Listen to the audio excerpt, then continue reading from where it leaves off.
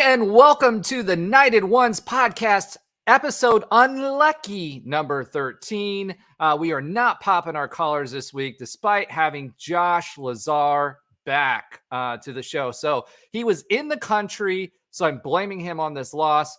As a reminder, we are the only podcast that features a former UCF National Champion, a former UCF radio host, and several podcasters shooting the breeze, talking UCF Sports. So welcome back, everybody. Not as happy a time this week. We got our bells rung, but that's okay. We've got our team back in full effect, so I'm going to bring them to the stage. As always, Josh will be last. Tre, Neil, welcome back.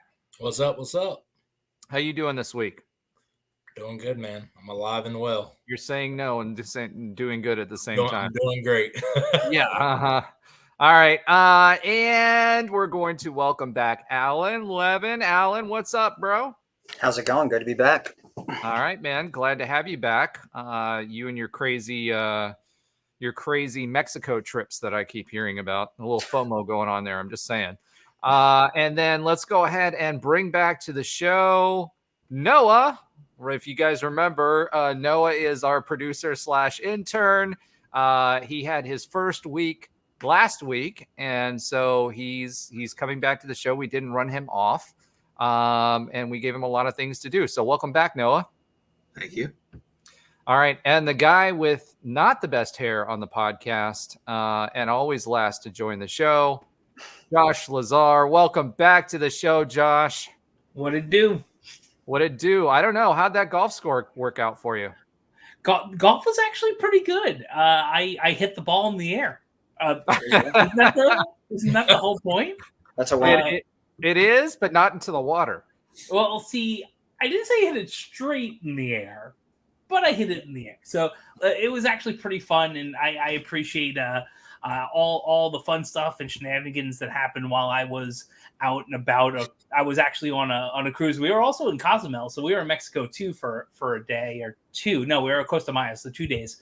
But yeah, it was wonderful. I'll tell you, it was wonderful hearing the episodes back. It's really interesting, and I will say, I did say that once we won, I would wear a collar.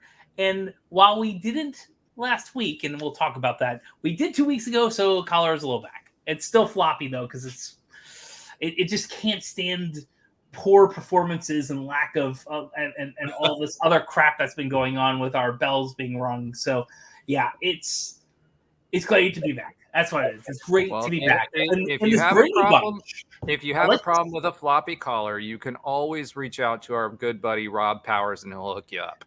Yeah, was he on the show at some point, or I don't know. I don't know. He's just kind of disappeared. I think he's like in a White Claw coma. I don't know what's going on with him. Sounds wonderful. But yeah, we'll have him back at some point. The screen is getting a little crowded though. Noah's hair is just taking up all the space. So with that being said, we're gonna go ahead and drop him down off of the show and go back to our traditional setup. So Noah, you've been removed. It's nice to have that power. We will have him back during different times of the show, and in different ways. He's learning about how to do slideshows. So I expect some humorous imagery and videos, even if they are of himself, to kind of add some spice to the show. So again, welcome to the show. This week we have to talk about the Texas Tech debacle. Bluebells. So Noah is starting to write the taglines and he's getting better at them. So not only do we have to, we channel our inner 13-year-old every week, but we're a poor and terrible influence on an innocent young mind in Noah. And so we are slowly ruining him, which is a great thing. But as always, we're going to start our show with text talk. So with text talk, I'm going to go ahead and throw Tre to center stage. Tre, what was your text talk for this week? We had a big thread going this week. Yeah, we did. So the first one I'm going to do is Rob. He said, Pee Wee football knows that. Every guy playing Madden knows that. What's going on? What he was referencing was the play call before halftime. You have no timeouts. Clock is really low, so you probably can only run one play, and you got to spike it. If that, like Rob said, guys that are playing Madden, I mean, time management, clock management, if you run a play, you want to take a shot at the end zone, and because if you score, clock stops. If you do what we did, that's what's going to happen every single time. You're not going to have enough time. We're taught as defensive guys, hey, just lay on them a little bit. Don't lay on them too long, but just take your time getting up so that they have to take their time. And that's what happened. Just poor clock management, which, as we saw, it kind of cost us in hindsight. I want to say it definitely hindsight, but that was a big play looking back at it. Hey, it was 3 points on a 1-point game. Yeah. Gus Malzahn addressed it in his post-game interview. Apparently, this was a time where Darren Henshaw actually did call a play, and it was a pitch play. So this wasn't on JRP. He had two options. And that was designed. It was designed to go to him. You could tell. Yeah. And not a pitch play, a shovel play is what I should say, because it was a shovel pass. Yeah. That being said, it was almost successful. I think the defense was so flabbergasted by it that they were like, "What? Really?" and held him just shy. Because it's like that's not. We'll get into it. My second one will be. Well, I have three, but my second one was Allen. He was like, "I'm about to do my own Yell at a Clad segment on." So when the thread, for some reason, I don't know why. Maybe you guys know. It kept saying no subject from. Everybody. I don't know if you got trolling or not. No, why was that happening? I have no idea. But again, Allen was mad. I was like, if I see another no subject, because I'm already mad from the game. But. Yeah, I blame it on Rob. Rob and his droid. I think it was because we're all iPhones besides him. I think was my takeaway there. Right with it. And then the last one I have is Josh. Don't like the JRP jump. I'm with you. Like that's like listen, I'm glad that he's showing that he's healthy and he's feeling good. But listen, dude, you just got back healthy, feeling good. We don't need you risking hurdling people. Yeah, we don't need that. So. What was funny about it is he thought he was going to go for an ankle tackle, and he just stood there and he just like jumped into his arms like into a bear hug, and then we were really laughing about it. I'm really like, is JRP just trucking people? Like, I didn't take him for that kind of runner. Maybe I'm wrong, but I'm surprised. Yes, he lowered. He did that a lot last year, and he did it early part of the season. He will lower his helmet and run into people. He did it a lot last season. Okay. But he doesn't have like William Stanback weight to do that. Yeah, that's why it was confusing. When he hurdles, it's confusing to me. I guess it was just because again it was a corner and they're known to shoot low, as you see our corners do quite a lot. But yeah, I guess so. I laughed when he said don't like the JRP jump, because I'm like, Josh, I'm with you. Well, I did like his other jump passes he had going on. Early on, those were a pretty slick wrinkle that we hadn't seen before. So, and it seemed to work over and over again. So good play calling on that until Allen. Well, first of all, since you mentioned William Stanback, shout out because he just won the Grey Cup in the CFL. Yeah, so saw that. Shout out to again our former running back there. Mine was because we all know Tre doesn't text too much during text talk. So he went in all caps. They have heavy personnel. Why do we have 4 DBs on the field? So I love the passion, the all caps, because we don't get too much from Tre when we're losing. And then what Rob said, what Roger said, defense played well enough to win this game. This is on the offense so far, because it was one of the few games, that this felt like it was really on the offense and the special teams. Why we didn't win this game. The defense did play well enough to win this game. So that was my 2 text talks. Well, we had a big argument. Tre and I had a big argument on who that was on. So I will say this is an all team, like all phases. It was, but the offense seemed notably discombobulated compared to previous games. Definitely. Oh yeah. And the crazy thing, we'll get into the stats a little bit later, but like we won out on all the stats for this week pretty much. So the offense was moving the ball. They were controlling the clock. But yeah. All right. Josh, did you have a chance to or watch the game on your really poor internet, which is worse than which is worse than Orlando internet this week while you were on vacation. I heard you're having to splice the audio from the last podcast. I know who did that. It might have been Noah, but no, I was actually back in Orlando. I was on a cruise for a week, and we took the Brightline from Miami to Orlando, and that was fun. That's where I listened to the podcast. But I watched the game mostly live, partially at a kid's birthday party. So I got to see a vast majority of it, and the only things that really counted, I got to see in the car on the way back home, sadly.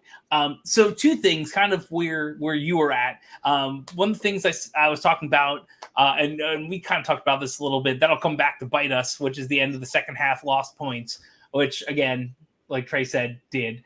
And in the first quarter, and this is still true last game, and it's probably going to be true this coming game for a preview if you want to hear more when we get into hour 2, probably. If we get out of our own way, we're winning this. I said that in the first quarter, and it's true. I mean, this definitely was a us beating us type of loss. Texas. Well, I think the Zebras had something to do with that too. I agree with that as well, but at the end of the day, you can only blame the ref so much, right? Yeah. You can, but you could. What you have on the field is what you have on the field, and I for a vast majority of this season, minus maybe 1 or 2 games, perhaps, us beating us has been the issue. So we didn't get out of our own way, and we kept shooting ourselves in the foot until there was no foot left. So yeah, I agree with you on that. I mean, but again, there were some super questionable sus, as I like to say. Yeah. Ref calls out there. I mean, it's complete. 2 people say it's complete that's there, but then some ref that was across the field, said it was incomplete, and then they couldn't overturn the like, bro. Yeah, even Mark Daniels. Somebody was betting on that game, and I bet it was the Big 12. Oh, I got a good thing about the betting part of it.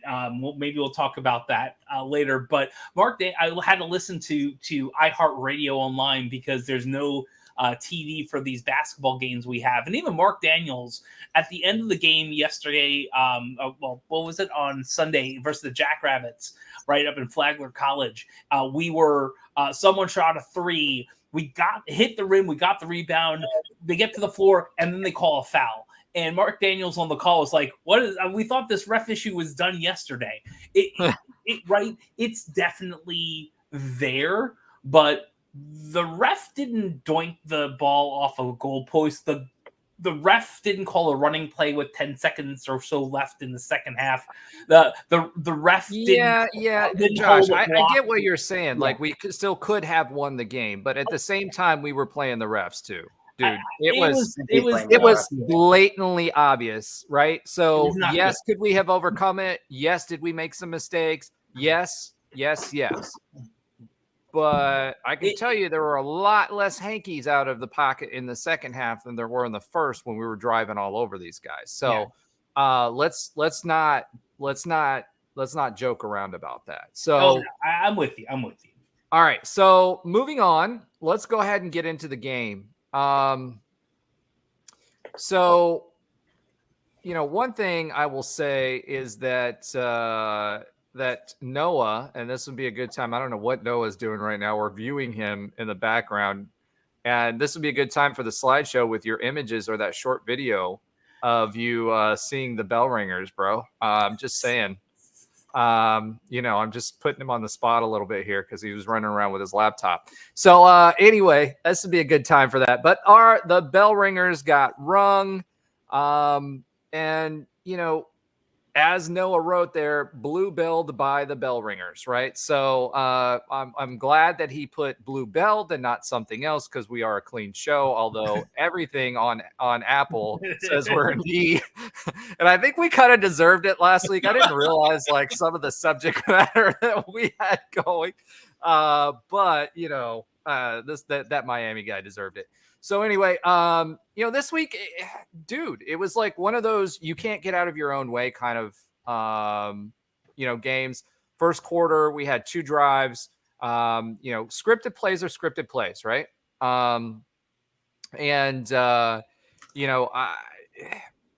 We successfully executed them. I mean, we did a great job of doing that. And then we got off the field, and then we just kept stalling. Now, why did we stall? Part of it was flags. I mean, we had one offensive lineman who had 2 flags, one right after the other, one for a false start, and then immediately after that,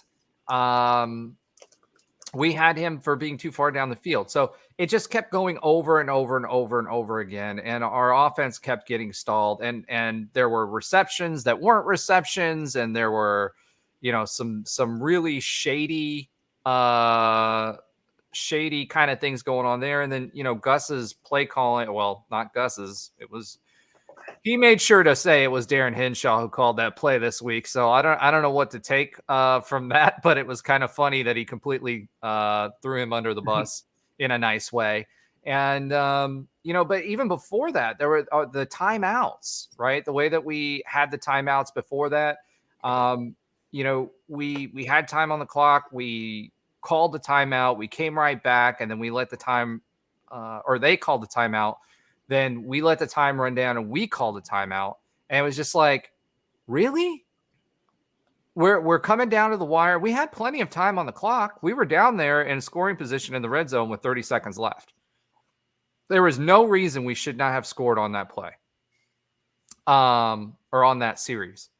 And ultimately, you get into the second half and we completely stalled. The defense, in my opinion, overall did enough. I know Tre will argue that because we argued it on the text thread.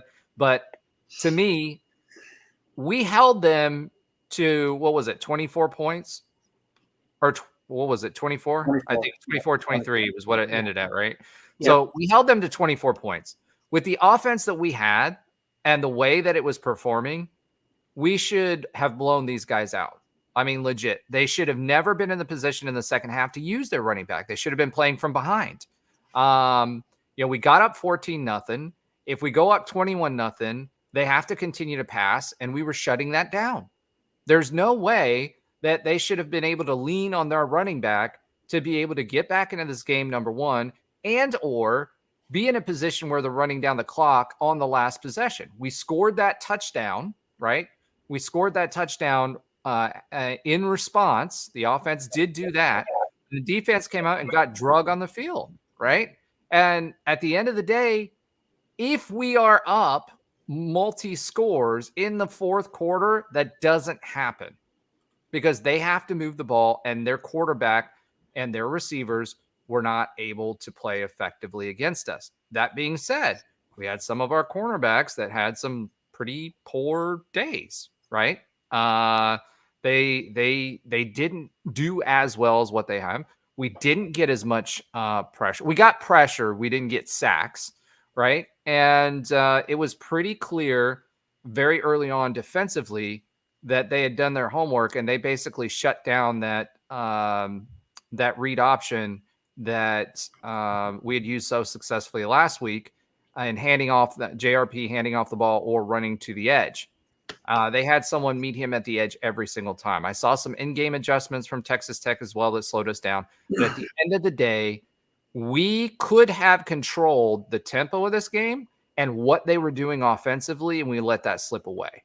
And that ultimately is what lost this game, in addition to, some shanked kicks and a tip ball there at the end. So that's my basic overview, right? And we'll go over the numbers and some other things as we go. But that was my impressions for the game. It was just a game of missed opportunities and a game of poor execution on all phases of the game.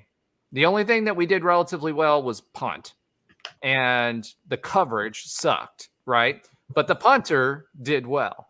But the coverage sucked. Defensively, we did enough. 24 points should be enough for this team to win. every day of the week, especially a team that averages over 30 points a game. It's like 36 points a game. There's no way we should have lost that game, but we did. All right. I'm going to bring, let's choose Alan. Alan, what were your thoughts on the game? Well, I heard you say 3 words that we've used literally all year: should, could, and if. Those are the 3 biggest words we've used all year. It's the same bleeping story every single week. We should have done this. We could have done that. Did you just bleep yourself? Yeah, I did. And if we would have done that. But at the end of the day, I mean, how many times can you say that if this has happened in 7, 8 games, like, then you're just not that good because you're not executing? Or sure, we can blame some outside factors or whatever, but it's the same story every single week outside of a couple weeks where we put it all together, and it's the same mistakes over and over. I mean, we maybe had some new ones this week with special teams and Boomer and everything, but the play calling's bad here. The defense makes a mistake here. The offense makes a mistake there. Yeah, I'm cooking because I like. Oh, hold on. If you're gonna put it up there, put it up there. Don't be timid. Don't be timid. So yeah, and it gets old. I mean, this is the same story every year. I mean, we've now lost 3 games by 2 points or less, and now we've been in 5 games where we lost, where we were within 1 possession in the 4th quarter and didn't capitalize, didn't either, come back and win, or we blew the lead. So it's the same story every week. And, it's just frustrating because, it really feels like when we're beating these teams, the talent is there. But it's just, we find a way to blow it. And that's been the story all year. I mean, we go up 14-0 and then we get shut out for 2 quarters straight because of mistakes and dumb stuff. And then we, rally to put up 9 in the 4th quarter. And then we miss an extra point that could have tied the game. Now, Alan, I think you're undervaluing the value of the refs here for Texas Tech as their 12th man, because they literally stop drives. Referees should not be controlling games. They control the half of football, like 100% control the half. Yeah, I mean, that was. I don't know what that was either. I have no idea. Something literally fell off of my table, and I have no idea. We bring you back 1 week, Josh. You're on vacation 1 week, and you're throwing stuff. Here. Listen, you need to control your anger. Listen, Linda. Linda. No, okay. All right, go ahead, Alan. Sorry. No, I mean, look, I don't disagree that the refs had a factor in this game, but we still could have won. A factor? They had a factor in the half, dude. Like, yeah, legit.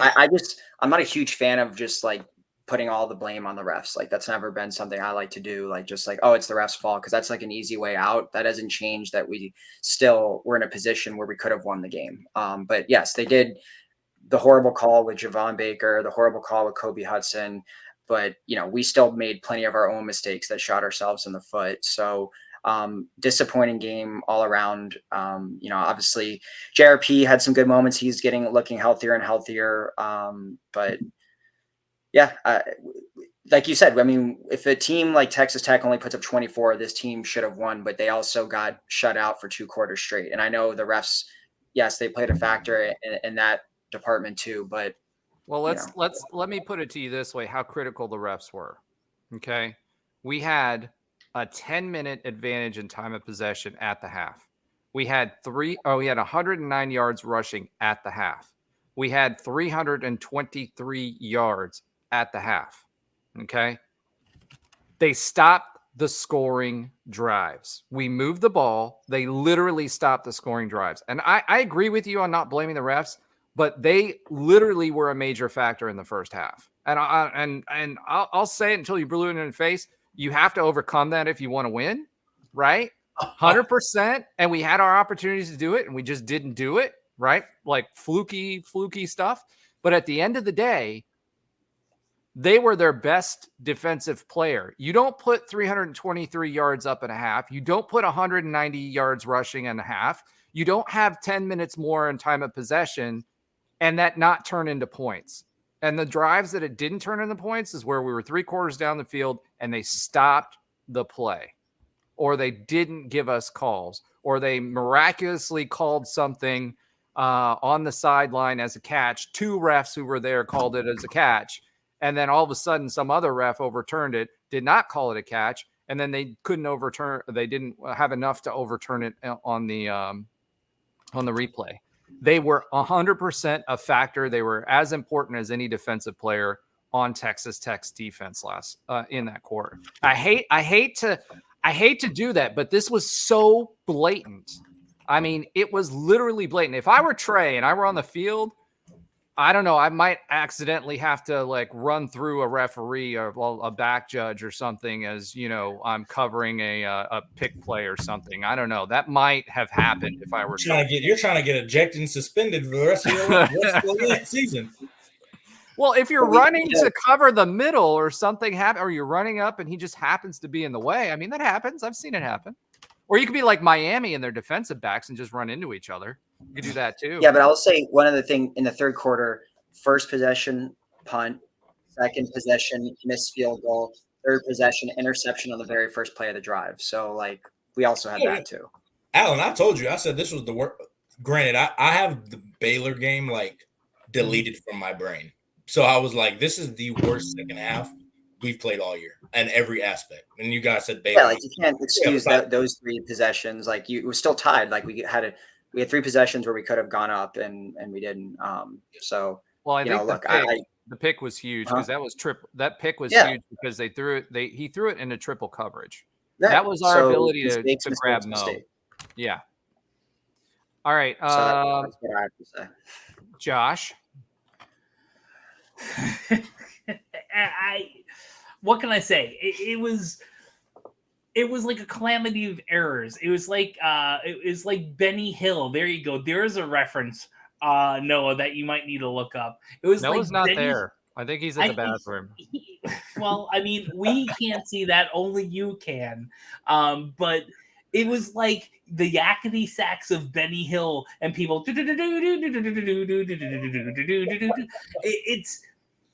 It felt in the first half, like a couple things are happening, but it feels like we can pull this out. Like I said, like if we get out of our own way, we'll do this. But I kind of have that. This is, if you're not listening to this on the street on your favorite podcasting thing, there's some audio visuals that are worthwhile for you to see on our YouTube channel.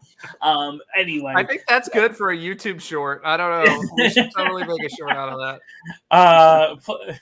Anyway, so as soon as that first half ended in that way, I think every UCF fan that remembers the cardiac night type of games went, oh man, no.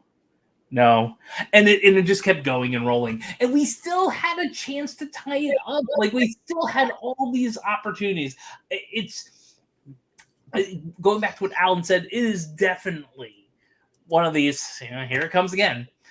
In the middle of an inexplicably slaughter of a really good team, like a really, really, really good team. Like, was it our 5th top 15 win ever or something? Like in the middle of I am assuming most fans are like, oh, we're not back, but we're going to be doing good the rest of the year after feeling and seeing that. After rewatching that, I was like, oh, because I only knew it was 14-0, and then I went on a ship and had no internet service.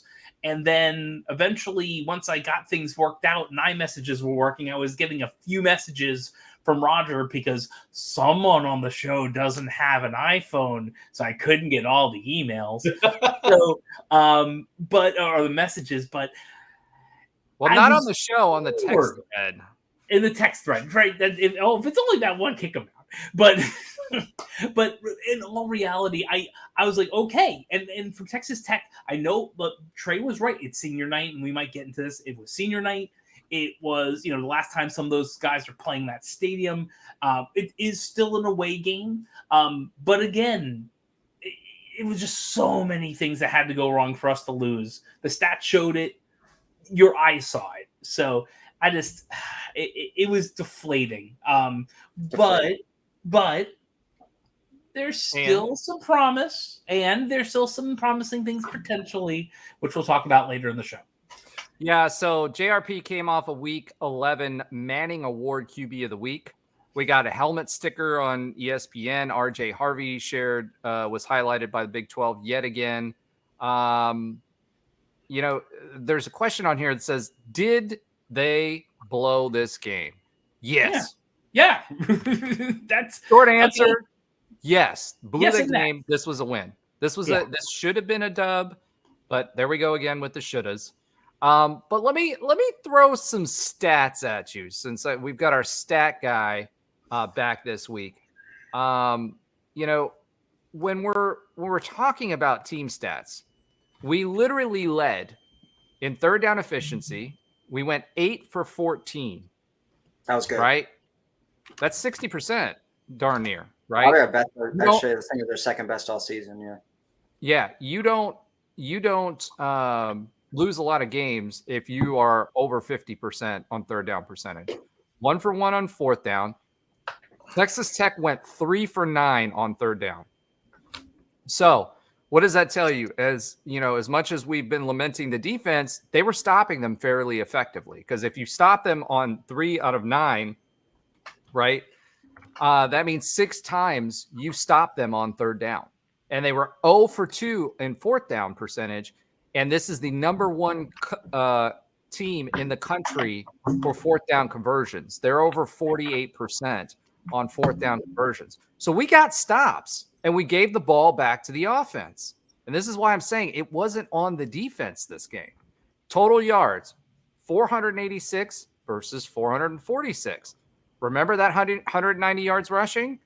238 total. So what does that tell you? They stopped the run, right? They had 190 yards rushing. Okay. They had 446 total. This is the one stat that they actually beat us, which was they had 256 yards passing versus our 248. Okay. And that goes back to a lot of those big play completions that we've been talking about. So we've been talking about all week. Well, actually the past several weeks, our yards per attempt has been somewhere around 10, right? Last few years with Mikey Keene and everybody else, it's been in between 5 and 7, right? So we got those big plays. That's our offense. We're going to make those big chunk plays, stretch everything out. We were at around 5 in the first half. We were at 7.8 for the second half. Both teams threw an interception. Rushing attempts. Now here's a kicker. We talked about how Texas Tech ran the ball, right? They ran the ball 29 times for 190 yards. We ran the ball 40 times for 238 yards. They averaged 6.6 per carry. We averaged 6, which is still healthy, right? That's still a healthy average. Penalties, 8 for 64 versus 7 for 58. And again, turnovers. Time of possession went from a 10-minute advantage to 31:57 to 28:03. If we had put our foot on the gas pedal and scored at least one more at the half, we would have changed the dynamics for the second half. They would not have been able to catch up. That was the difference in this game if you look at it statistically. So that's why I say it was on the offense to do this, and a lot of our drives got killed. By that. All right. So at the end of the day, did we blow this game? Yes. Did we blow it in many ways? Yes. Boomer missed the extra point. Well, he didn't miss the extra point. It got blocked. It got blocked. Number 98 got his. It looked like it did. It was close, but I couldn't tell for sure. Yeah, I couldn't either because for some reason I was having to watch the game on my 12 Pro Max. So thank goodness I got the Max. It was definitely touched or definitely deflected. Yes, Yeah. I went back and watched it on the replay. And it was 100%. Number 98 got hit, got like a finger on it, and just enough. It killed the trajectory. Like if you look at how he kicked it, it was going straight, literally straight, and then that finger just curved it. 90 degrees left. Like that's the only reason. He didn't even look like it. Like as far as the production, the snap, the hold, everything was good. The kick was normal, good kick. Like it didn't look like he shanked it or anything. It was just it got tipped. He just has been a little bit off lately, though. Like not that. He definitely has been off for sure. Yeah, for sure. All right, so some more information about UCF's offense. RJ Harvey got shut down. We killed his streak, his 100-yard rushing streak. I think it was like 8 games, or no, it wasn't 8 games. It was like 5 games. And we didn't score. So they shut down the running game. Defense had 0 sacks, 2 tackles for a loss though. But the biggest stat that stood out to me for the defense was 12 missed tackles. We had 3 missed tackles last week. We had 12 missed tackles. Now, it wasn't because they were out of position. They just didn't tackle, right? Like they were there. Yeah, they weren't physical enough. They didn't hold on. I think I said something earlier about wrap their arm. They need to use their arms. They're not using their arms. They're just throwing the shoulder. Exactly. So like I think I said this in the text thread is even if you aren't going to get the tackle, right? Because we were there at the line for a lot of these. We had the guy in position. Had we just wrapped, you slow him down enough, even if he runs through tackles, because he was the #1 running back in the country for breaking tackles. But if you wrap him long enough, you give yourself time to slow down that head of steam that he has and give your guys the opportunity to go to the ball and stop the running back. And we did that successfully last week against OSU. Gang tackling. It's like there's nothing wrong with, and as a defender, there's nothing wrong with getting ran over if you're wrapping up, because you can't run without your legs. If you're wrapping up, at least you're holding on to something for the other 10 guys who should be running to the football. They should be coming to clean it up. Now, when you're just throwing a shoulder, you're going to bounce off. He's going to keep running like nobody's – like that's the issue. They're not wrapping up, period. They're just throwing a shoulder, hoping that they're going to bring down a 220, 230-pound running back, and that's not going to happen ever, really. So, I mean, again, my problem, again, Roger, I disagreed. I think it was on the defense. I mean, it was on the offense too, don't get me wrong. But if you can't get a stop, to me, what makes any team great is timely stops or timely possessions. Offensively, at the end of the game, when they got their last possession, they scored a touchdown. They did what they needed to do. Now, did we shank the field goal or the PAT? Yeah, we shanked it. So knowing that on defense, whether we get the ball or not, or whether they make the field goal or not, we have to get a stop no matter what it is. We couldn't do that. I told you guys, I went back and looked. Literally after the game, I was like, I got to rewatch this because there's no way I just watched this. They had 5 minutes left, their last possession. There's no reason why we could not get a stop when all they did was run the football over and over and over and over and over. They threw a couple of passes, which to me, I was like, Texas Tech's offensive coordinator is ridiculous because we couldn't stop the run. There was no reason to throw a pass. True. So, like, to me, I blame that on the defense because, yeah, you can get stops in the first quarter. You can get stops in the second quarter. You can get stops in the third quarter. You can get stops in the fourth quarter. If you cannot get a stop when you need a stop, it doesn't matter. Like, you can say, oh, yeah, the defense, we played great. And the game was the Houston game. My Coach Frost's first year, we were beating Houston, who was a nationally ranked team. That was with Greg Ward and like Ed Oliver, all those guys, and they were beating everybody. We were up 24-3 against them. And I told the defense, I'm not even really playing a whole lot. I was just like, if you're a good defense, you stop them. Like, don't try to say, oh, the offense didn't do this, the offense didn't do that. No, if you guys want to be a good defense, if you've put on film this year, you want to be a good defense, you make the stop when you have to make the stop. There's no excuses to it. Like, so to me, I blame the defense because one, if you don't want to be physical, which is what we've talked about all year, you don't need to be playing defense. That's legitimately 95% of playing defense. It's just being physical, being nasty, and playing harder than the other team. If you're scared to tackle, you can't play defense. I'm sorry, unless you want to play corner and just be on the island all game. But you can't do that, and that's my main issue. 23 points in 7 possessions. Not our offense, dude. No, but Roger. Again, what did the offense do their last possession? Did they score to tie the game? They when we needed our offense, but they didn't tie the game. Yeah, when we needed our offense to step up, they scored a touchdown. When we needed our defense to step up, we walked off the field with a loss. It's legitimately that simple because everything else before that does not matter when the game is on the line. You can make 100 plays. You can play great. When the game is on the line, that's when you have to be great. That's when you want to be great because guess what? If we were great, most of these games this season, we're going to beat Oklahoma. We win these close games. All these games that we've really won this year have been blowouts besides Boise State. All the other ones are blowouts. Other than that, we're getting blown out or we lose late. What does that really tell you about our team? It tells you we can only blow teams out. Any sign of adversity, we're going to lose. Is that what it says? Well, I wouldn't say that because we were in a lot of those games. What I will say that it says to me is that the offense needs to control what they can control in order to get ahead and change what the defense is doing.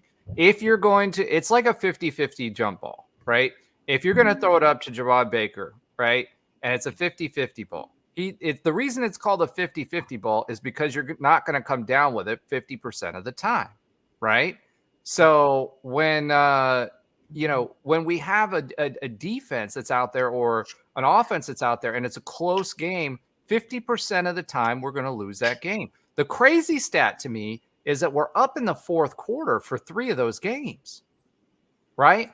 We should be able to close the door on teams, but we're not able to close the door on teams in the fourth quarter.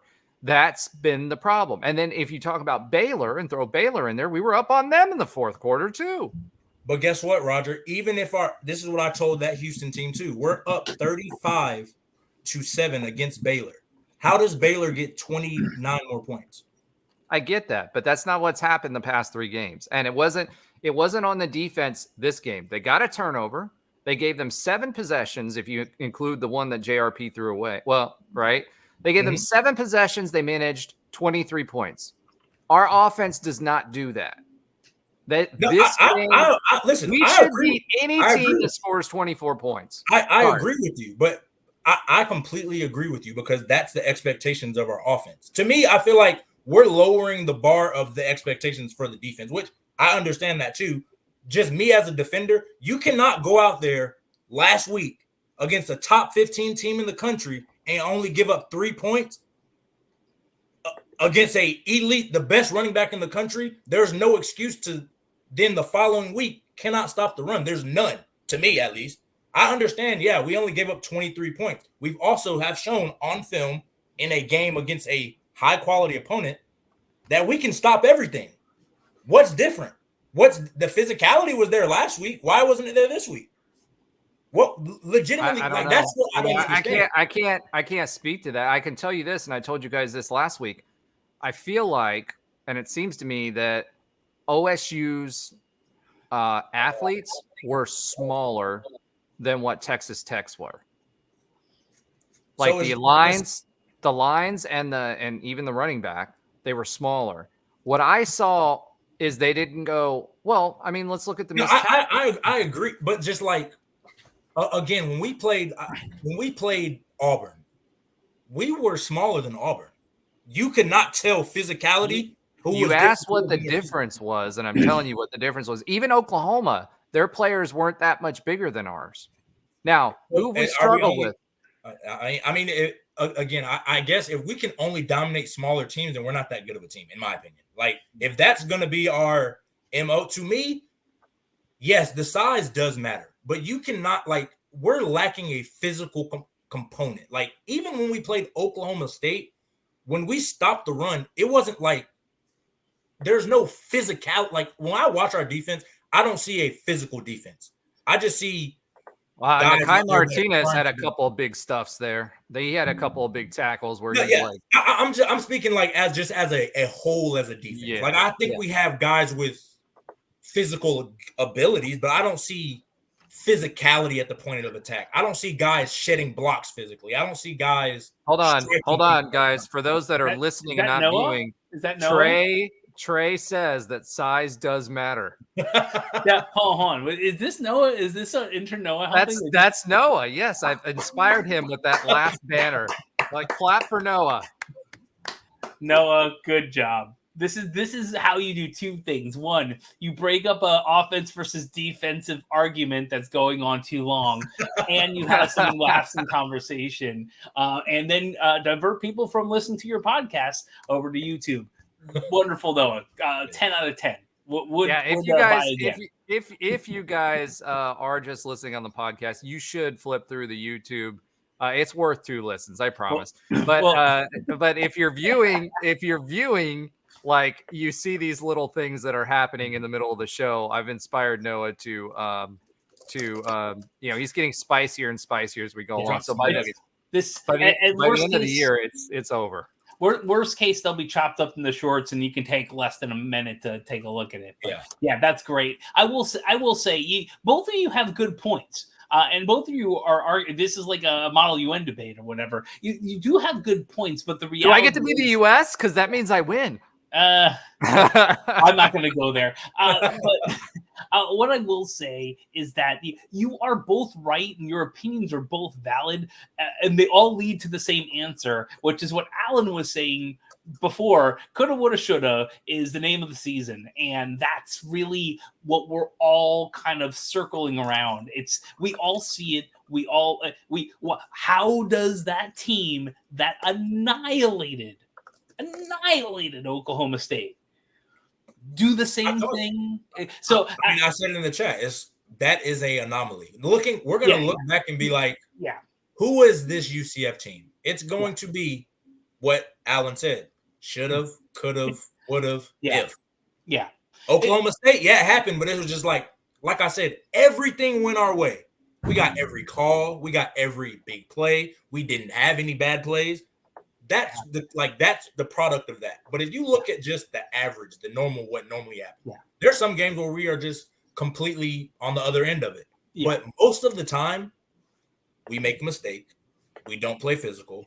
We almost get there, and then something happens, whether it's Oklahoma, terrible 2-point conversion play call. Kansas, we can't stop anybody in the fourth quarter.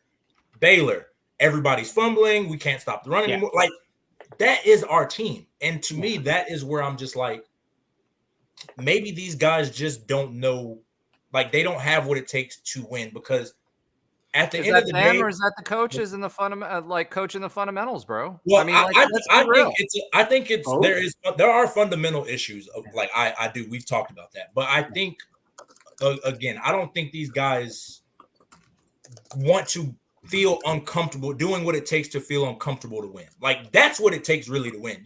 At the end of the day, somebody's got to make a play. That's all it ever should be. If you can't make a play, you're gonna lose. At the end of the day, Oklahoma State, what did they do? They made a play. How did we miss the PAT? 98 blocked the field goal. That is a big time play. That changes everything. And that's why we lose at the end of the day. We gave up 190 yards rushing. We gave up 182 to one guy. We didn't stop him. If somebody were to say RJ Harvey had 24, well, he only had like 13 carries. So we stopped the rest of the offense. We just didn't stop him. So if RJ Harvey had 24 carries for 182 yards, what are we saying? They couldn't stop RJ Harvey. He had his way with them. Yeah. Well, what's the difference? This game, we had 190 yards. We had 190 yards. And we were like, they can't stop him. He's a monster. Why are we not saying that against our team? You're sitting here saying they couldn't run the ball. We stopped them. No, they ran the ball down our throat. We could not stop them. And like that, that's ran the ball. You didn't say the. You said D. They ran the ball. Is that like Randy Marsh? Is that? All right, guys. Trey, you're going to be able to yell at more clouds later. Let's talk about this. If UCF wins on Saturday, hold on, this is the question from Alan's agenda. How would you rate the season overall? Dead silence. Wow, too much. I'll go. Go ahead, Alan. Oh. So I've thought a lot about this. It's funny because in the beginning of the year, I think most reasonable fans' expectations were we wanted to make a bowl game.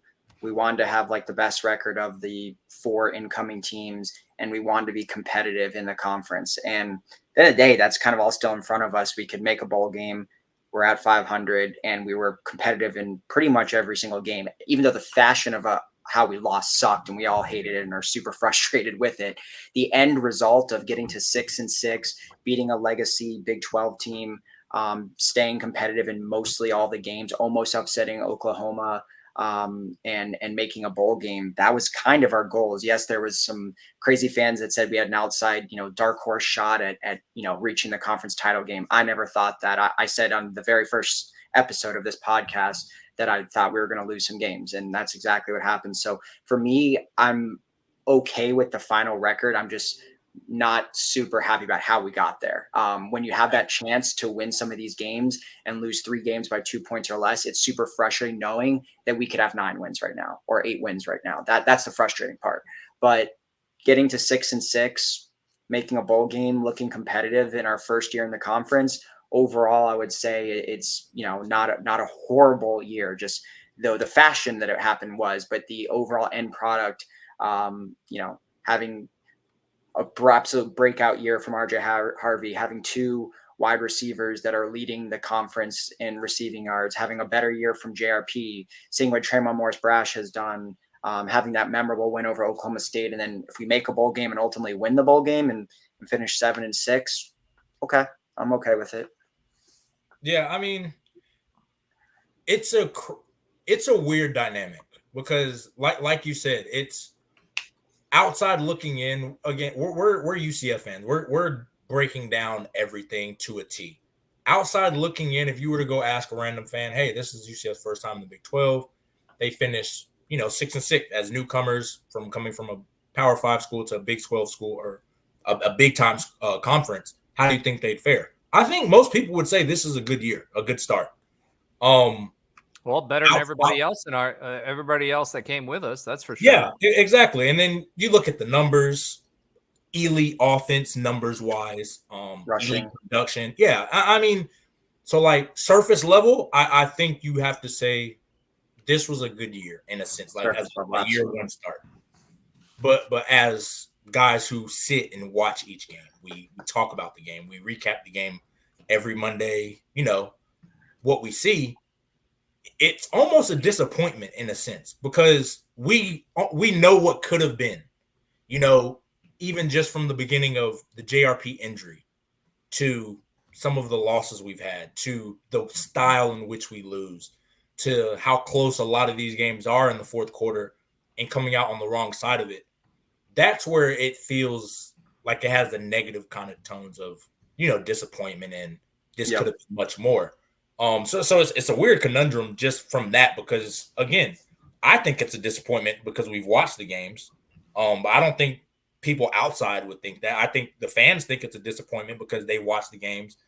They've seen the explosiveness of an OK State where if we play like this all year, we might be a dark horse kind of conference kind of winner. Like if we played like Oklahoma State every week, we would be in the thick of this race at the end of the week because we win a lot of these games. But then you see the games where we're just getting blown out, the game where we lose. So I don't know. I think.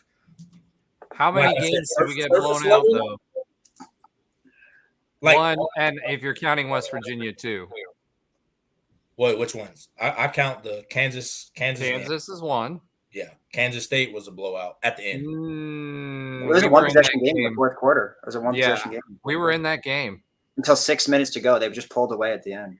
Yeah, but see, and then the rest of the games. I mean, you're talking about 3 points or less for the rest of the games we lost.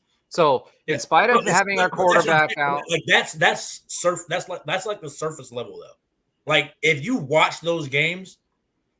At no point in a lot of these games did we look like the better team. And some of them. But I'm only speaking really because the defense is just – if you can't look physical on defense, I've said it. We're not going to win those games. If you don't play physical on defense, it doesn't really matter how many points you put up on offense unless it's a literal shootout. I think our standards are higher. Yeah. Right? So I think our standards are higher than most teams are because – to me, there's a few things going on, right? There's the dynamic of us having to do really, really well to be able to even be in this position to be in the Big 12 and or the playoff and or a New Year's Six game or anything else, right? To make ourselves be the best looking candidate for that move up. Well, everybody else who's been around for 100 years, like the Memphises of the world and everybody else, they've been through all these down years and everything else. By and large, I mean, yes, we've got the 2-0 first seasons, right? But by and large, we've been a relatively successful program, even in the George O'Leary yo-yo years, right? Mm-hmm. So when you're going back to Division III, we were successful. We were in the playoff in the D2 playoff before we moved up to FBS, right? So again, we've been a successful program that continues to build. I feel that I think UCF fans would have called this a successful season at the beginning of the season. Right. Then we started winning and we saw what we could potentially be. And it's like, and we lost Baylor, which we shouldn't have lost. And we had a couple of other games that could have gone either way, right? So you're talking about 3 in play, 3 additional games today in play. So if you flip those, because really West Virginia, Kansas State, and Kansas were the only ones that, and even Kansas State was in play up until the last part of it. So if you look at that and you add 3 wins to the column, right? We're now 8 and what? 2? 3. 8 and 3, right? That's how close we are to 8 and 3 in spite of all the issues. I think what we're seeing is, Tre, you have a higher standard. I have a higher standard for our defense, right? Because we are used to dominating our conference. And at least for me, it's not even domination. It's just there is a standard that has been set. And it was before I got there. There is a way that we play football. And just playing with so many Florida guys, there is a way that they play football. There's a way of respect amongst them that you play football. There's a way at UCF. If we're going to lose games, there's a way we're going to lose. We're not going to lose because you're more physical than us. That should never have been a question, to me at least. That was never, when I was a freshman, guys were saying if we're going to lose games, it's not going to be because they're out physical. It's just we lose because they're better than us. I don't think a lot of these teams, I mean, looking back, yeah, they might be better than us. But talent-wise, I don't think a lot of these guys, if you were to tell me we're bringing back our quarterback in year 2, all of these weapons, all of this, that, some young guys, we're bringing back some stud defensive linemen. All right, the quarterbacking, I think you're having some Monday morning quarterbacking there because there was a lot of noise around JRP. I'm only speaking for us because we have said, like, hey, JRP's going into year 2 in the system. He's more comfortable. I think we all said we expect him to take that second year kind of step, that maybe not a Mackenzie Milton Heisman level step, but a productive, healthy step, which I still think he's taken. And I think part of that is Henshaw. He's really worked on his offensive mechanics, right? Yeah. So I think that was the expectation. Now, and it's going back to like what Alan said, I think, 6-6, 7-6, we would have taken that at the beginning of the year. But knowing what we know, how we've lost, the games that we've lost, the style in which we've lost, that's my issue with it. It's not necessarily wins or losses because you're not going to go undefeated. I said this a couple of weeks ago. We're not going to go undefeated every year in the Big 12. So if fans, that's our expectations. To me, that's a crazy expectation. Yeah. Is Noah asleep? Oh, wait. No, I saw his eyes open. I thought he was asleep there for a second. Oh. Okay. So let's, for me, 6-6 season overall, bowl game, hopefully a bowl win. I would take that every day of the week. Again, we met all of those expectations that Alan was talking about at the beginning of the season, right? Winning a bowl game, keeping that bowl streak alive, winning 6 games, still performing the best out of all of the incoming schools. I feel like that would be not what we wanted, but still a successful season with the understanding that we've got a lot of work to do in the off season, especially when it comes to our defense. So, all right. With all of that being said, I needed to jolt Noah awake so that we could bring him back for a little UCF student re-education. So Noah's back on the show. Noah, last week we kind of were giving you some tidbits that every UCF student should know. And now we're going to be talking about the Cal rivalry this week. We told you what you should be doing, how they should be referenced, all of those shoulds. Now we'll tell you why it is what it is. So for the Cows, this rivalry runs deep. And, it's funny, you see Cows fans saying, well, they're still talking about us in spite of the fact that they've moved on to the Big 12. Well, there's a reason for that. They are our true rival, the only true rival that we have. Everybody else we kind of surpassed. We're starting to do that with the other folks, EC with the Cows now, but like ECU we left behind, Memphis we left behind, Marshall we left behind. If you go further than that, some of those MAC teams we left behind, Troy, all of those. So if you want to go back to St. Leo, but anyway, that's way back. That's way back into time. Oh, baby. I'm sorry. Josh's keys to the game are rubbing off on me, I guess. I don't know. But at the end of the day, the bottom line is that the Cows rivalry is heated because it goes beyond sports, right? The administration kept us from getting a dental school. The Cows administration did, right? They did. They lobbied. They lobbied the state legislature and told them they didn't need one because they had a dental school in Tampa, and that should be enough to be able to service both Tampa and Orlando. So they pushed really, really hard, used a lot of political capital for that, right? The Cows undermined us moving to the Big East. They did everything that they could. Judy Genshaft, their president, did everything that they could to keep us out of the Big East after they went into the Big East before we did. We had a 4-game series with them that we played because we moved up to the Conference USA while the Cows moved to the Big East. And part of their agreement to move out of Conference USA was to agree to a 4-game series with UCF. As soon as that was over, what did they do? Well, they said that we are too good for UCF, so we will no longer schedule UCF, and moved on to the Big East, right?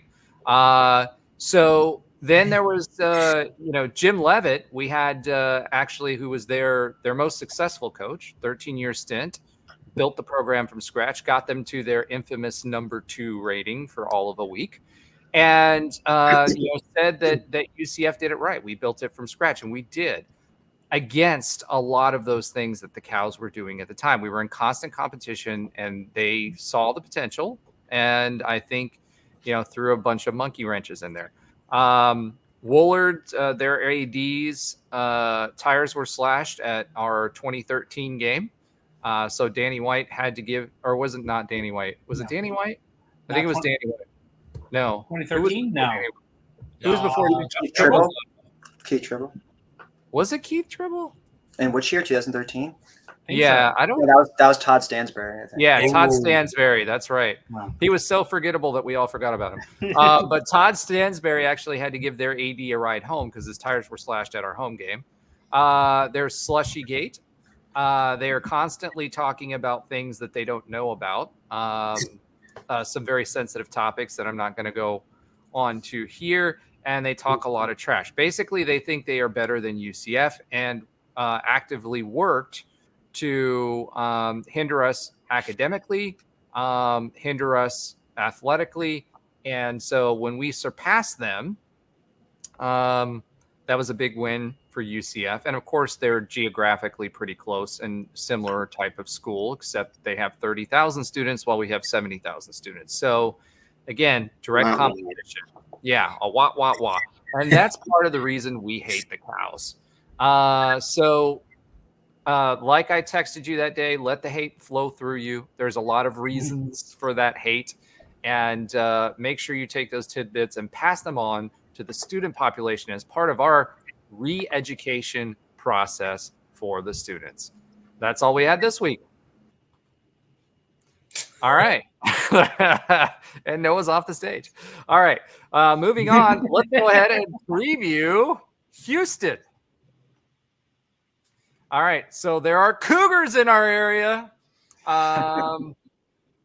That's also one of Noah's taglines. That was a reference to his Tinder profile. I don't know why he was doing that, but like whoa, Noah.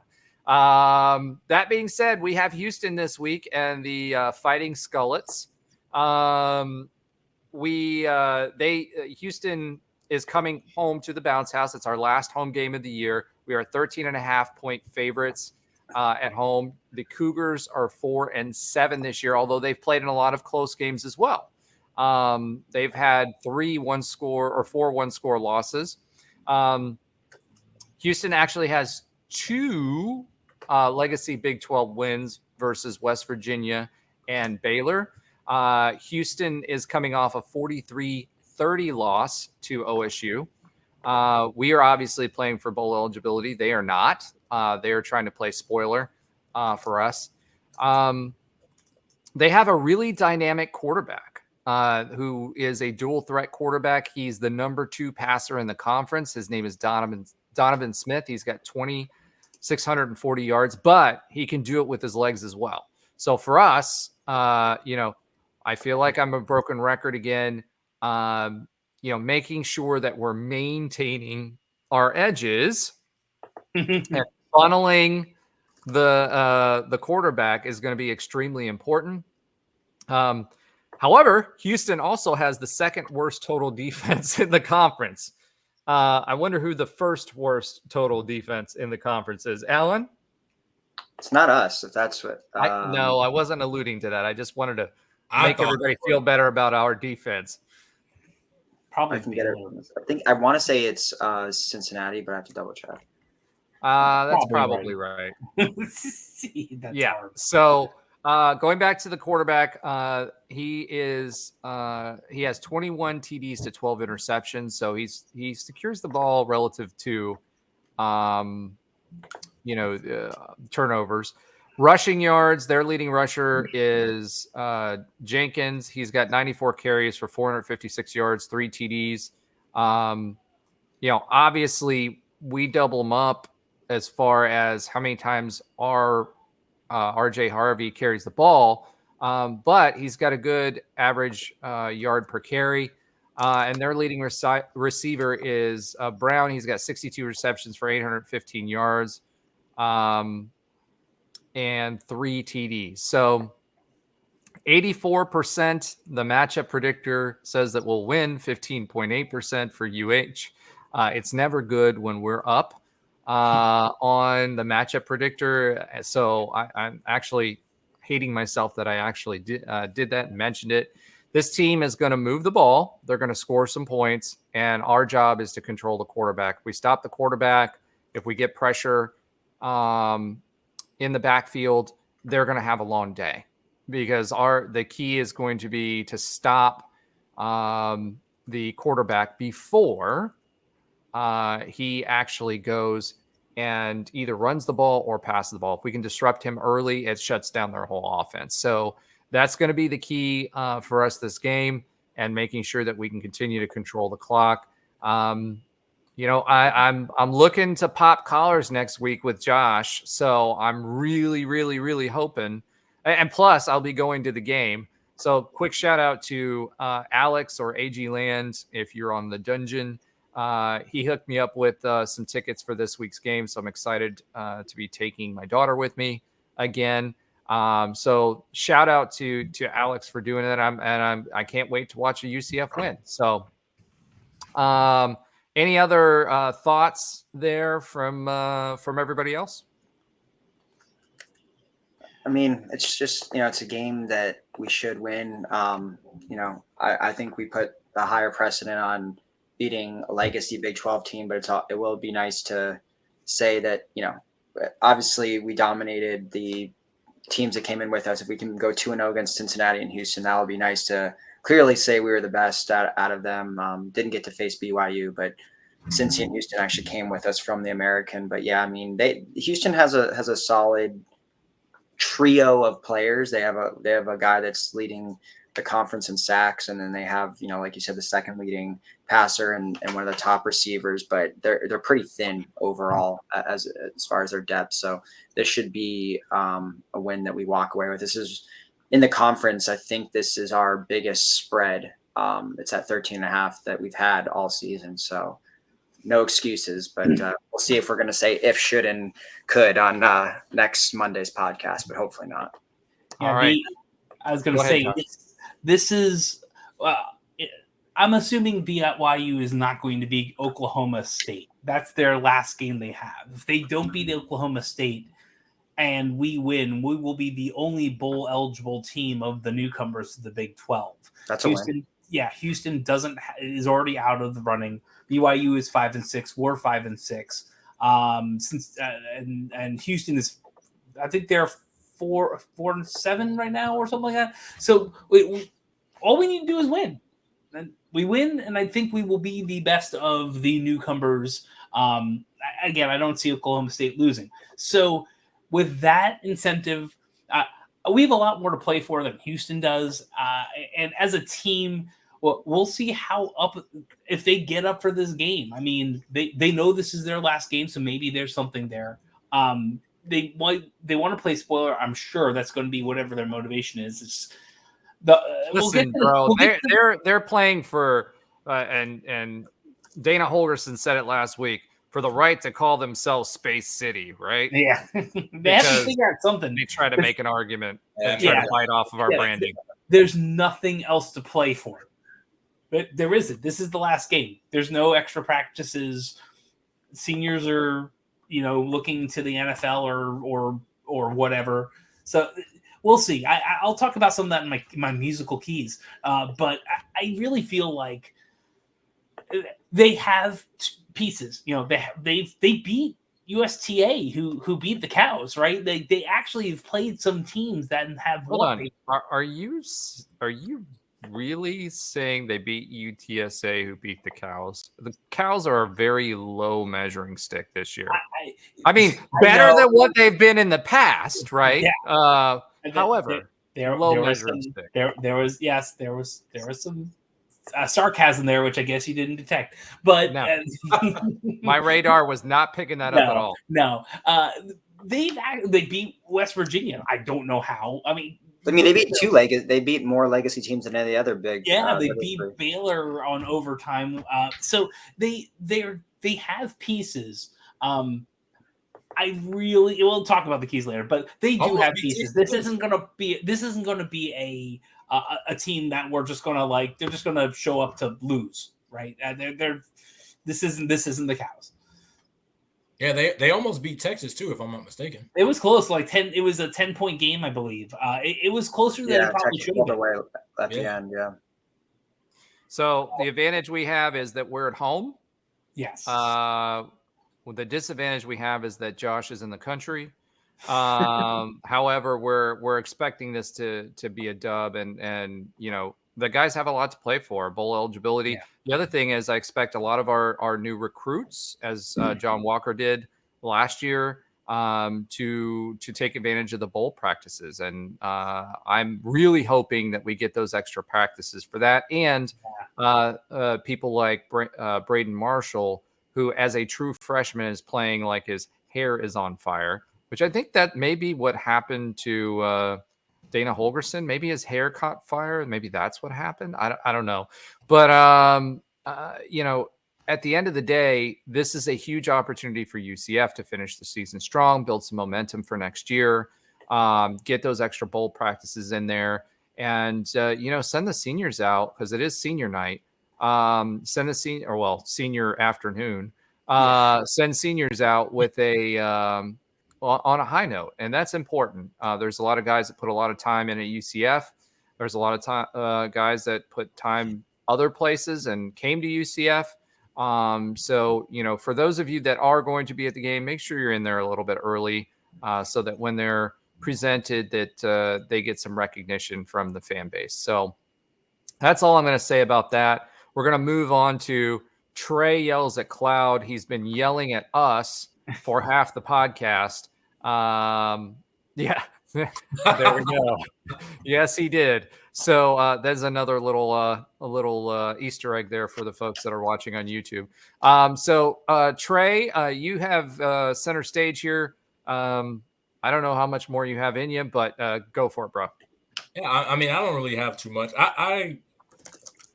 To me, I guess going into next season, because we're starting to round up this last year, I'm going to lower my expectations a little bit. Not for the sense of the outcome, but I hate that this year, like when we look back at it, we're gonna see like that Oklahoma State game where we just dominated.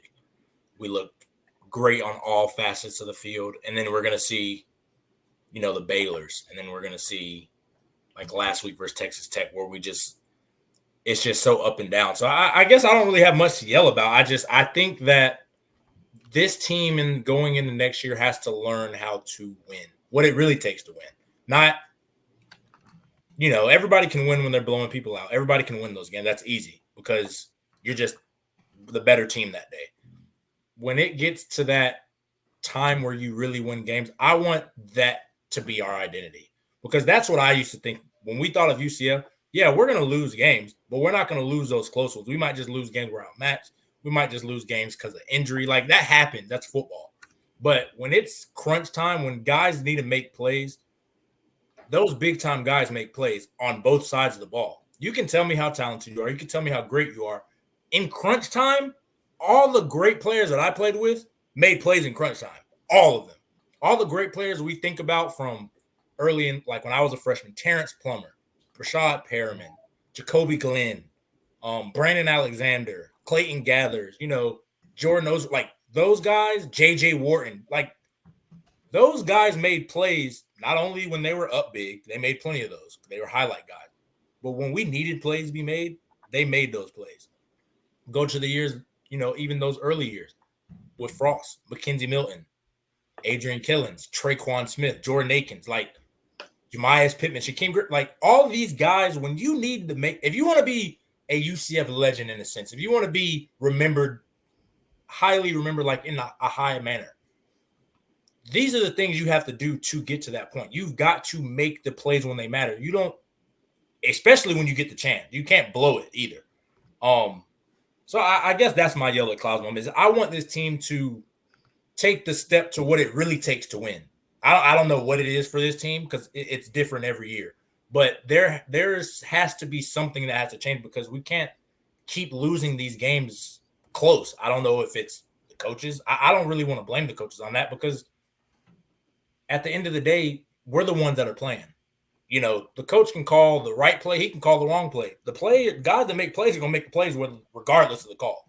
So that's my yelling at clouds is I want these guys. I know the season's not over yet, but that's just what I've been thinking about. It's just disappointing when you can see one team and then you get to the exact same time where you need somebody to make a play and we can't do it. Like that's the most frustrating thing because I know we can do it. I know with the talent of these guys that we have, I've seen them do it before. I've seen them do it in the first quarter. I've seen Javon Baker make highlight plays, but then I see him when we need a touchdown, the ball goes through his hands. I've seen guys come up and make plenty of great tackles, but when we need to make a tackle, when we need to get off blocks, we can't do it. Like and to me, that's what they have to work on. It's a part of consistency, yes, but you got to be ready to make the play when you need it because you never know when it's your time to do it. You just got to do it. So, and I think all the greats that have came through, they've done it. You look back at anybody that's great, you can point to a play and a crucial point that they made that play. So I think that's just how we look at it. So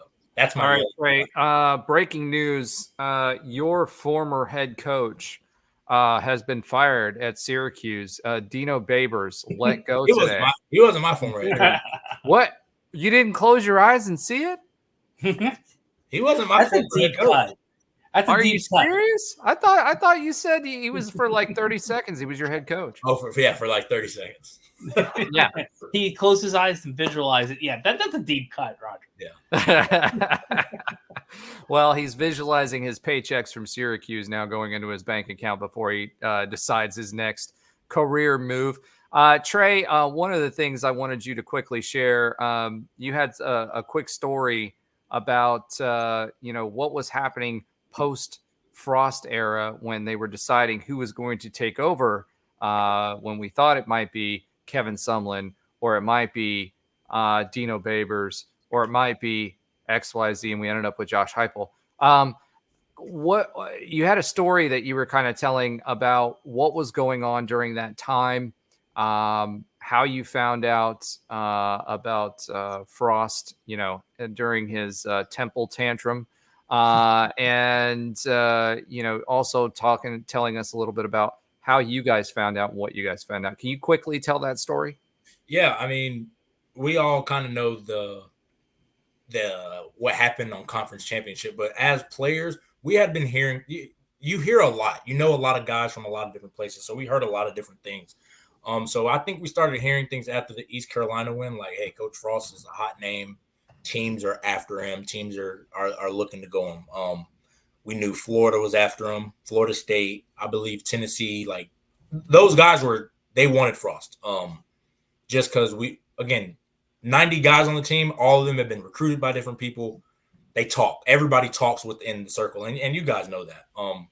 So Temple Week was really the one we were like, he might be leaving. That was when the first thing we noticed was there was a little different itinerary while we were there. We were finished a little bit faster than normal. But as guys, man, we're like, heck yeah, let's go. We're about to hang out. We have more time to hang out. So we're not thinking really anything of it. In hindsight, it's like, okay, there's a reason. But I remember we were talking to Juwan Hamilton, and he was like, Coach Frost is leaving, and he's going to Nebraska. And we're like, what? When was this? This was around the Temple time. Post Temple. It was I don't remember who we played after that. It might have been, I don't know. It might have been USF, but I think it was post that one. They were like, one of my friends is at Nebraska, blah, blah, blah. He told me like they've already told him that's going to be the new head coach. So we don't know what to think of it. We're like, okay, maybe, that's all, whatever. So then boom, it happens. So then we have a meeting with the AD, and we're like, he's like, okay, we're finalizing, we're thinking about getting the old Texan name. Hold on. I want to know, did you guys know as soon as Frost showed up with the red and white checkered shirt to the game? Because we wanted to win a championship, man. Like, we weren't focused on what he was wearing. We never really cared about what he's wearing. So why would we care about it, before then? Like, that was, to me at least, I'll just speak for myself. I didn't really care what he was wearing because I never really, I was on the defensive bus, so he was always way ahead of us. We never saw him. But I don't think, and again, in hindsight, it's like, wow, it's one of those things where he was kind of giving hints, but we had no idea. Awesome. But yeah, I mean, again, we were in the meeting right after he declared with the AD, and he was just like, we're working on Kevin Sumlin. So we thought Kevin Sumlin was going to be our head coach. We made suggestions of what we thought we should do, but again, we thought it was going to be Kevin Sumlin. And then I don't know what happened. He ended up going to Arizona, and then we had Coach Hype. So there you go. All right. Well, thank you for giving us that insight. We'll try to sprinkle some more of that in as we go along. And let's go ahead and move on to our hoops review.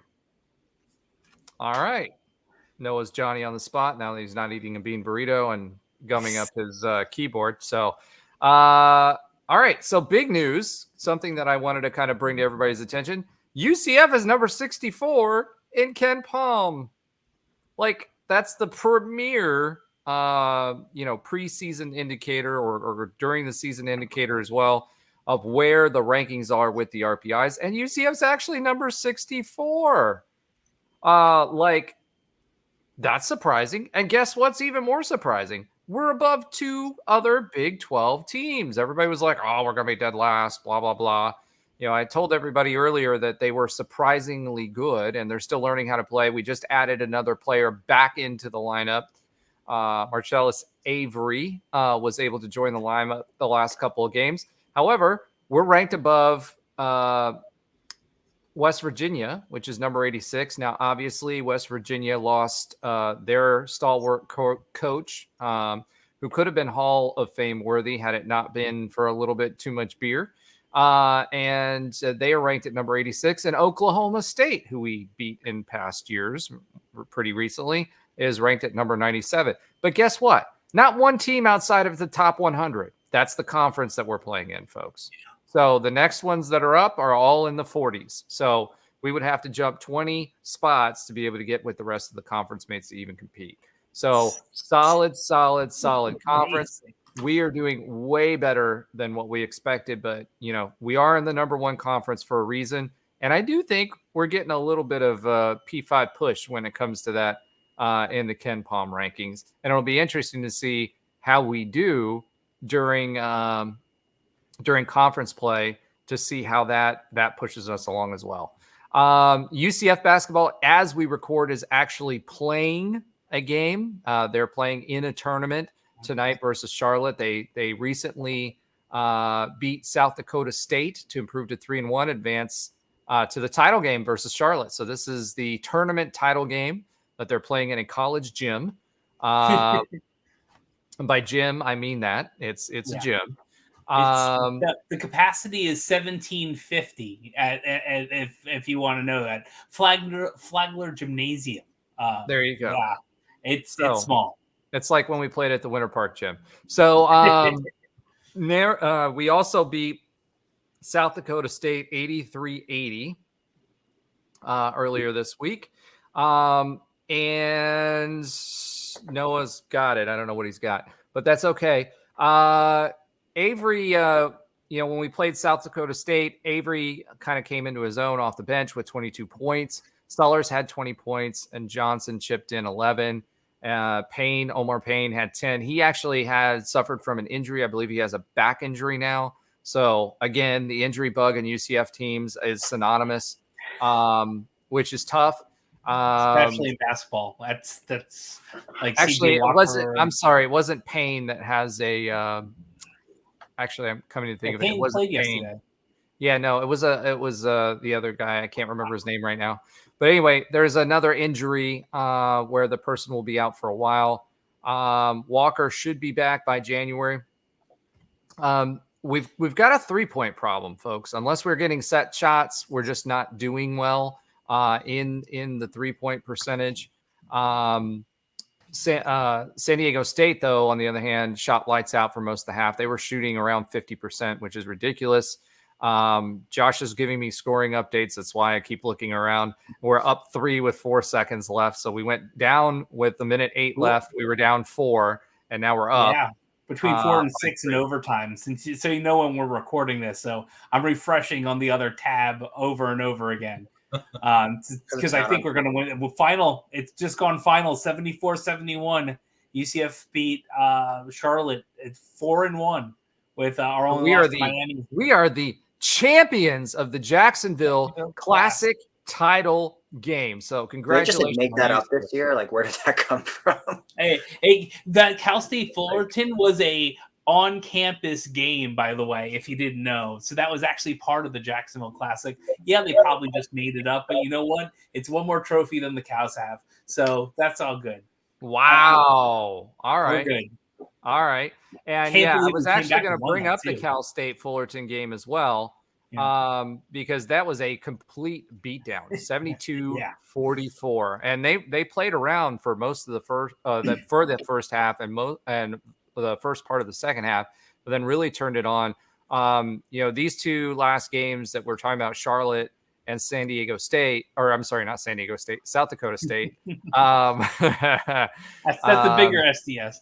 Yeah, that's in basketball anyway, but football not so much. That being said, we shot 46% against Cal State Fullerton. We were 9 for 21 again. 42% in that game. Yet we're sub 30s in the Charlotte game and the San Diego or South Dakota State. Wow, I can't get that out of my head. 9 from 18 from free throw. Now that's going to be something we're going to have to watch the rest of the year. Our free throw shooting has been in between 50 and 60%. We don't really have any. We don't have anybody really that's consistently good. Rebounding, we have done typically well. Although South Dakota State, we got out rebounded. And that's really the first time that that's happened all season long. And I think the score there was 83-80. We got out rebounded on the offensive boards, on the offensive glass, 12-5. And we've been really, really good on the offensive glass this season. So that was a little surprising. But other than that, I mean, the team, there's not much to say right now because this is out of conference and, they're still playing with different rotations.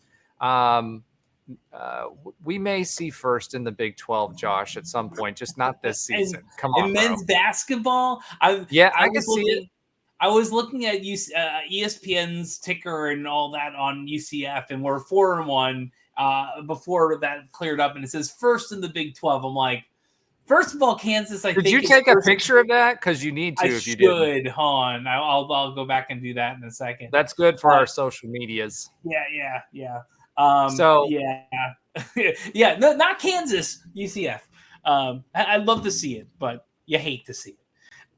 So at the end of the day, this team, what we're finding with this team is they have a lot of scorers. We're not depending on one. DJ is still forcing the issue, but he came through yesterday actually pretty well.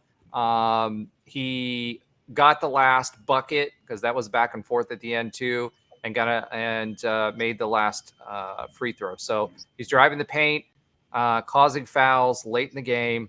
But he's still playing that wild basketball, and at times he feels like he needs to take over the game when he has help. Sellers, he doesn't need to be the number one guy anymore, and I think it's going to be tough for him to get out of that. So with that, that's what we're going to do for the Hoops review. We do have a women's basketball update a little bit later, but for now, it's time for Alan's oxymoronic stats of the week. Alan, take it away.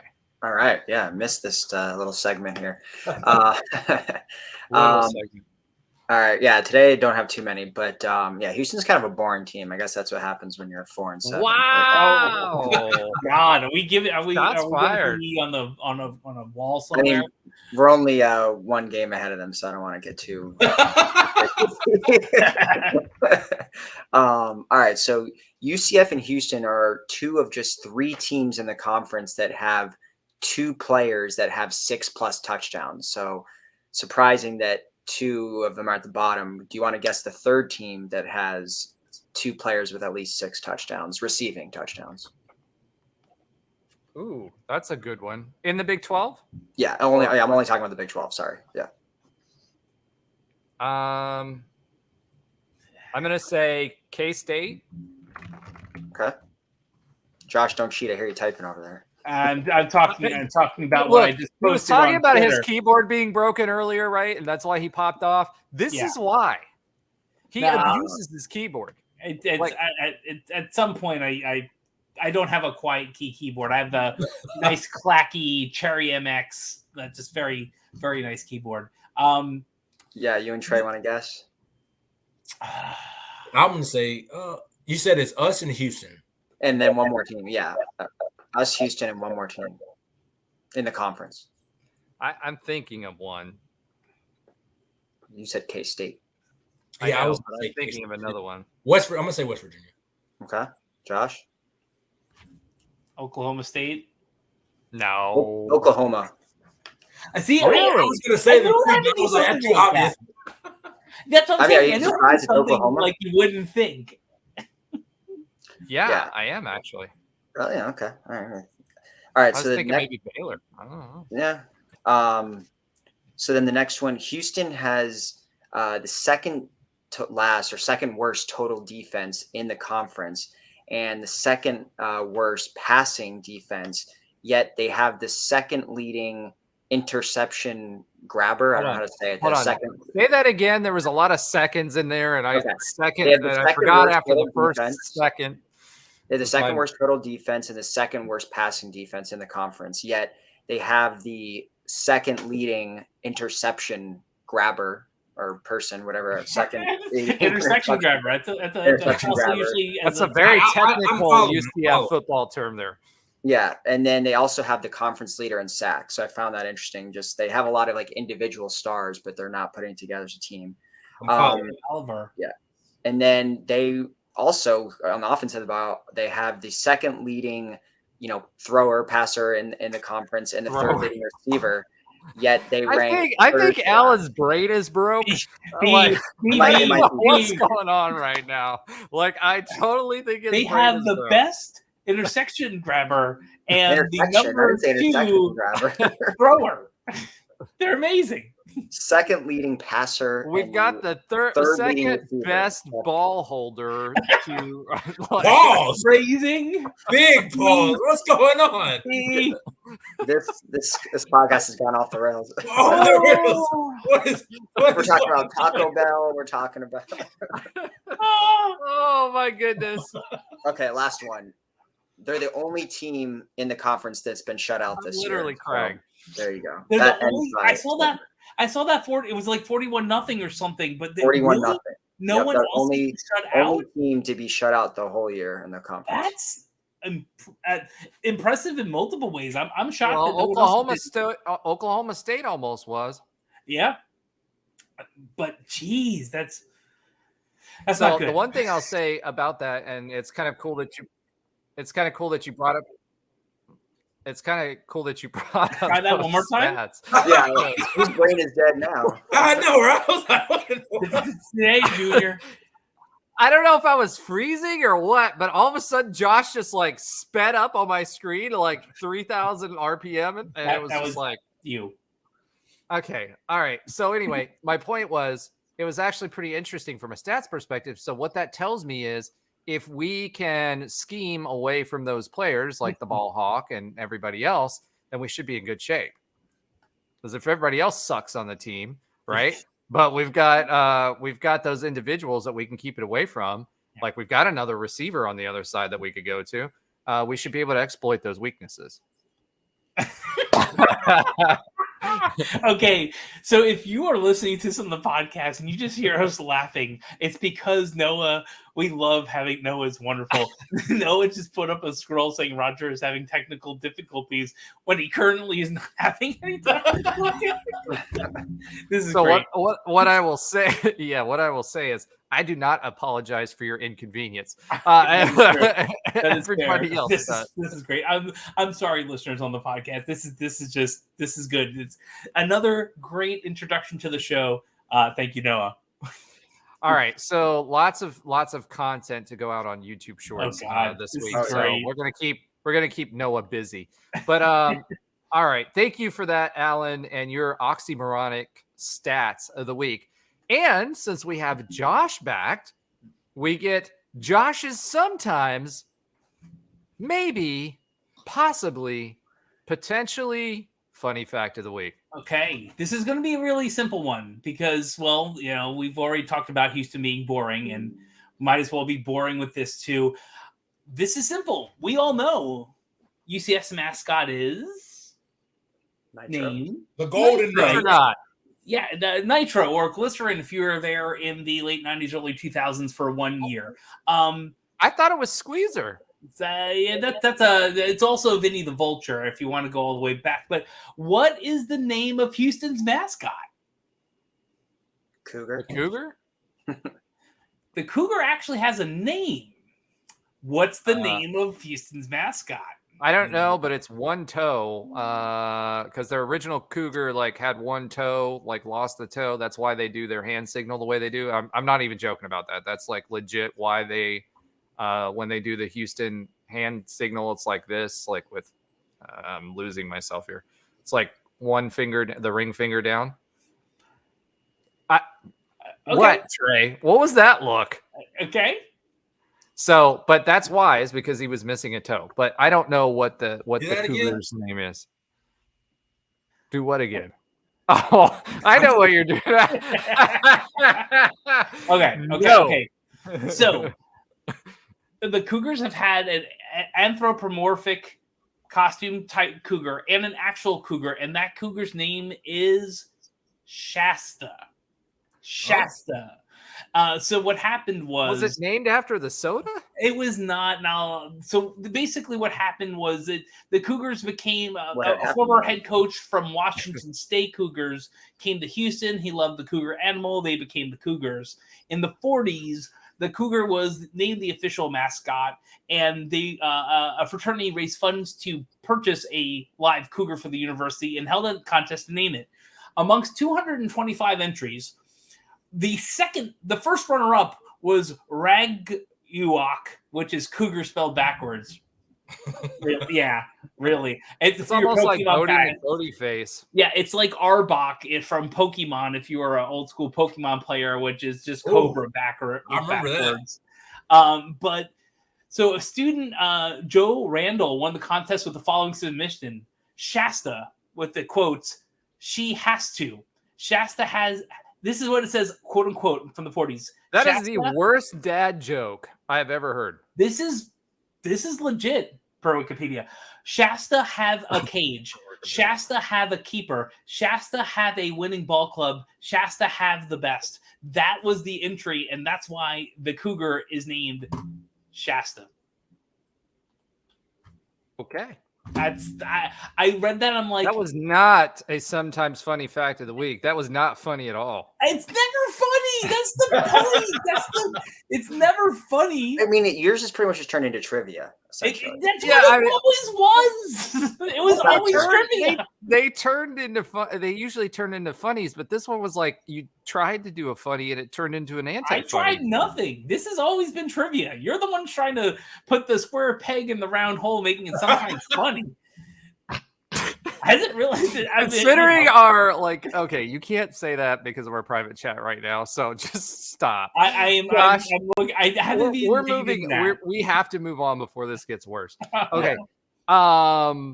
Little bit of listener love this week. I do want to give a shout out. We neglected to shout out all of our veterans for Veterans Day, so I want to take a quick second and recognize all of them and not only them but also their family members.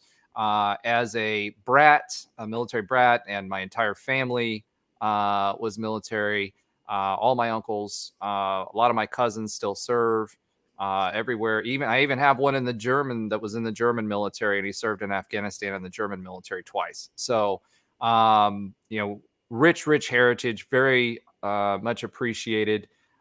We have a huge veteran following, and I want to give a quick shout out to somebody from our other show who was actually a Navy SEAL. So if you guys watched our other show, we had Jeff on, who was a business owner now, but he was a Navy SEAL. He actually, and he actually gave us some listener love this week too. Said he listened to every single one of our episodes, thought they were hilarious. So I'm glad somebody gets my dad jokes. But at the end of the day, just seriously, quick shout out to all of our veteran listeners and their families. Thank you for your sacrifice and everything that you do for us every day so that we can make dad jokes and sometimes funny facts of the week on this podcast. So shout out to all of y'all. And with that takes us right into our quick update of other UCF sports. And Josh, are you going to do that? Absolutely. I'd love to do that. Because I will tell you this. Noah tried it. I heard. And yeah, it was not good. Listen, this is what I will say. Noah's a wonderful person, and I'm glad he's on the team now. It also kind of shows that we kind of know what we're doing, right?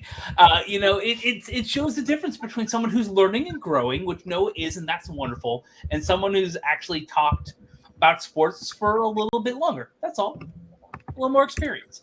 So yeah, I liked everyone was trying to cover and work it in, but it was good. Josh, Noah's a wonderful player. Listen, I said it. Josh, if you keep telling everybody what's at the bottom of the screen, they're not going to have to go check out the short. I just don't want to be laughing randomly in the middle of a podcast and people going, "What the What's going on? Okay, but I'm about to cry. I'm laughing so much. This is great today. So we're going to have a quick update on our other UCF sports. So let's talk about UCF men's soccer. Man, I feel bad for the team. It's the best way I could put it. We don't know what happened, but we went from a number 1 ranking and everything looking really great to just the bottom falling out. And as most of you probably already know, men's UCF soccer was in the NCAA tournament, was hosting a Vermont here in Orlando, and lost in overtime 3-2 to Vermont in the NCAA tournament. Their season is over, and this is not what, and no trophies, no championships, not what any fan, and I'm sure the team thought was going to happen. On a little better note, UCF women's hoops, they are 3-0. They beat Auburn as we were recording this, or at least they were recording, 60-53. And Auburn was a 3-1 team with their only loss to an undefeated Cal. So that wasn't a slouch of a win.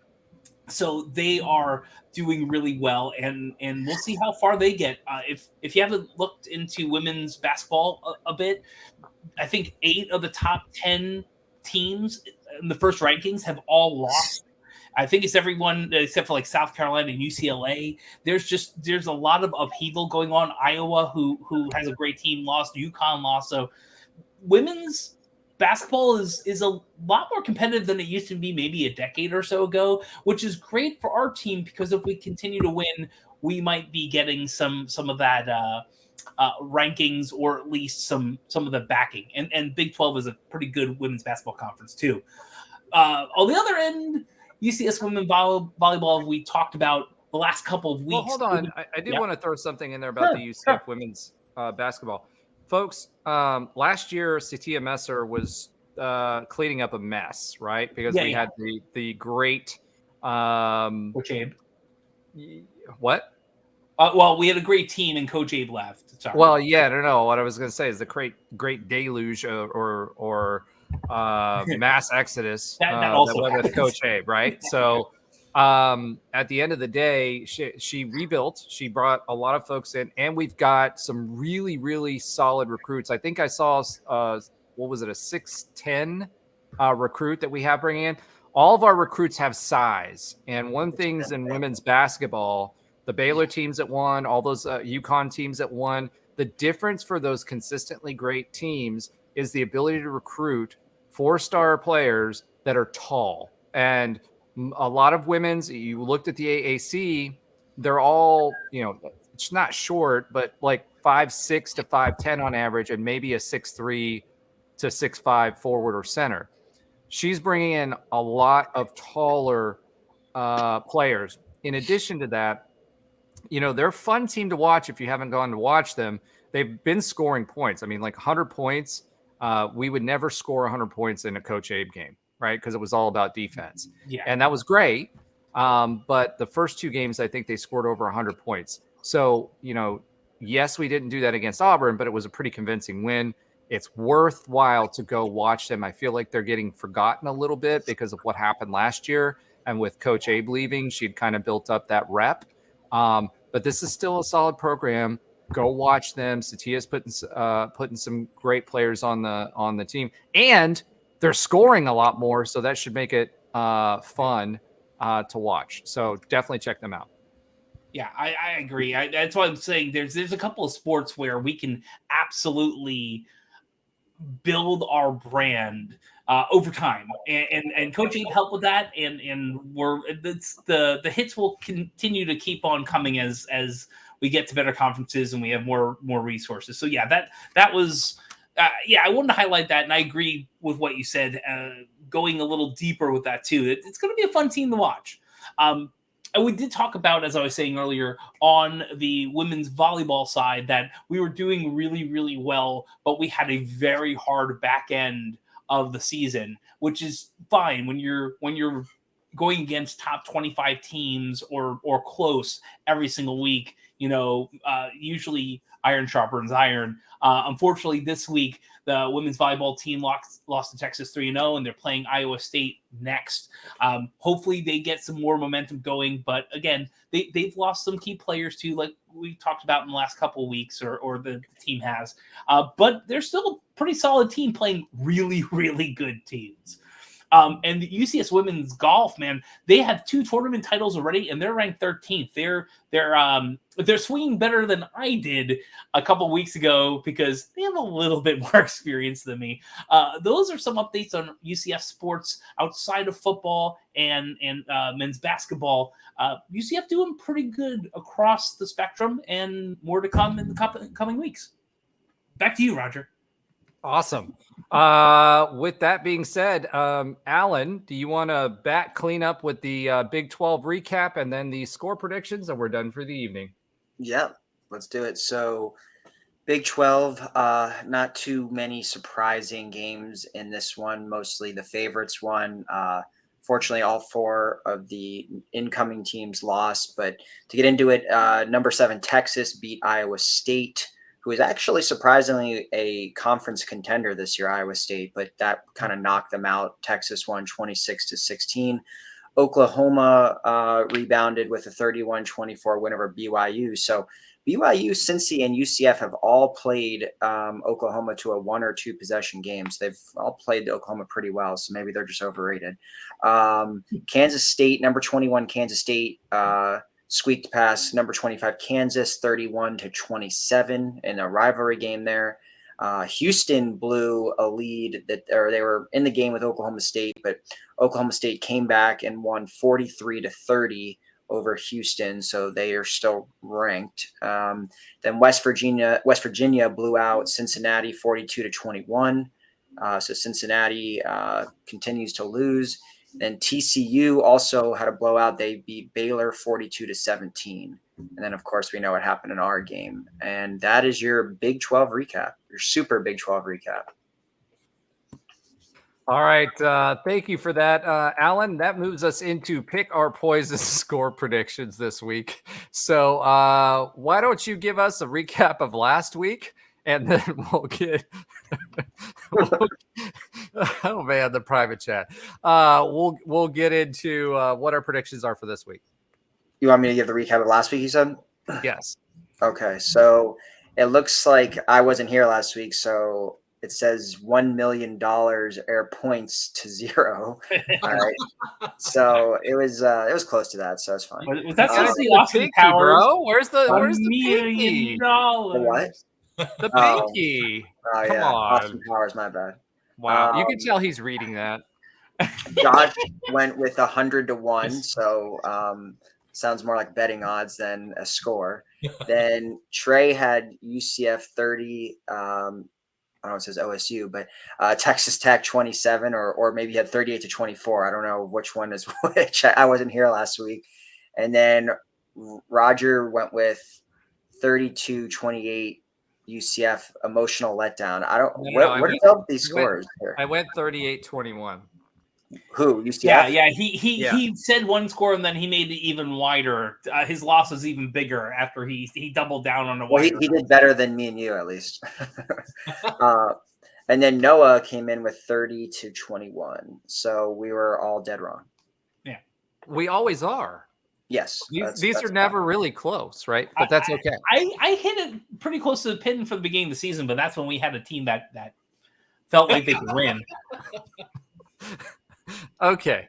Well, let's go ahead with our pick our poisons this week. Trey, I'm going to start with you. What is your poison for this week? You can't go with positivity because obviously we lost. Yeah, done with positivity.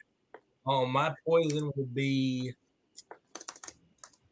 I think that the offense just sputtered. Like, if we're going to lose a game, I don't want to. I would rather it be, our strengths show. I don't want it to be where we have to rely on relying on the defense to come through. Like that's not what we've done all year. I think that's the worst thing. So I think the poison would be our offense doesn't show up like they should, and we have to rely on the defense in crunch time to stop the run, like whatever it is, because our strength is the offense. We all know that.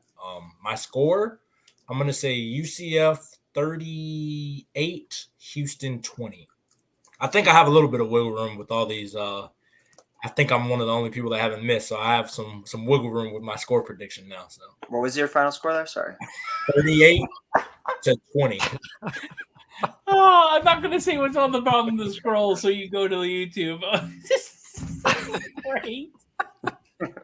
Oh man, that's amazing. All right, go ahead, Alan. Or I'm sorry, go ahead, Josh. Why don't you go next? Sure. So, poison, easy, self-doubt. Just 2 weeks ago was an anomaly. Geez. Last week is who we are, and that's just what's going to be. We're just going to hopefully kind of sort of maybe win and hope we don't mess it up. Just the self-doubt creeping into your mind when you're behind a little or some adversity happens. That really, I think, is going to be the poison it's poison possibly for the entire season. And we talked about us beating us many games, not all. And that's not to say the opponents haven't been great. Some of them have been really, really good teams, but not all of them. So you want me to do keys of the game or predictions, or which one next? Because we used to have these keys to the game, and now I just seem to be like throwing them in my poison. So well, why don't you do your keys to the game? They're musical keys to the game. So, as you know, as you've been missing out, I actually had one for Lubbock, Texas. Amazingly enough, there are some musical acts that came from Lubbock, Texas. Oh, come on! You know the big one, Buddy Holly.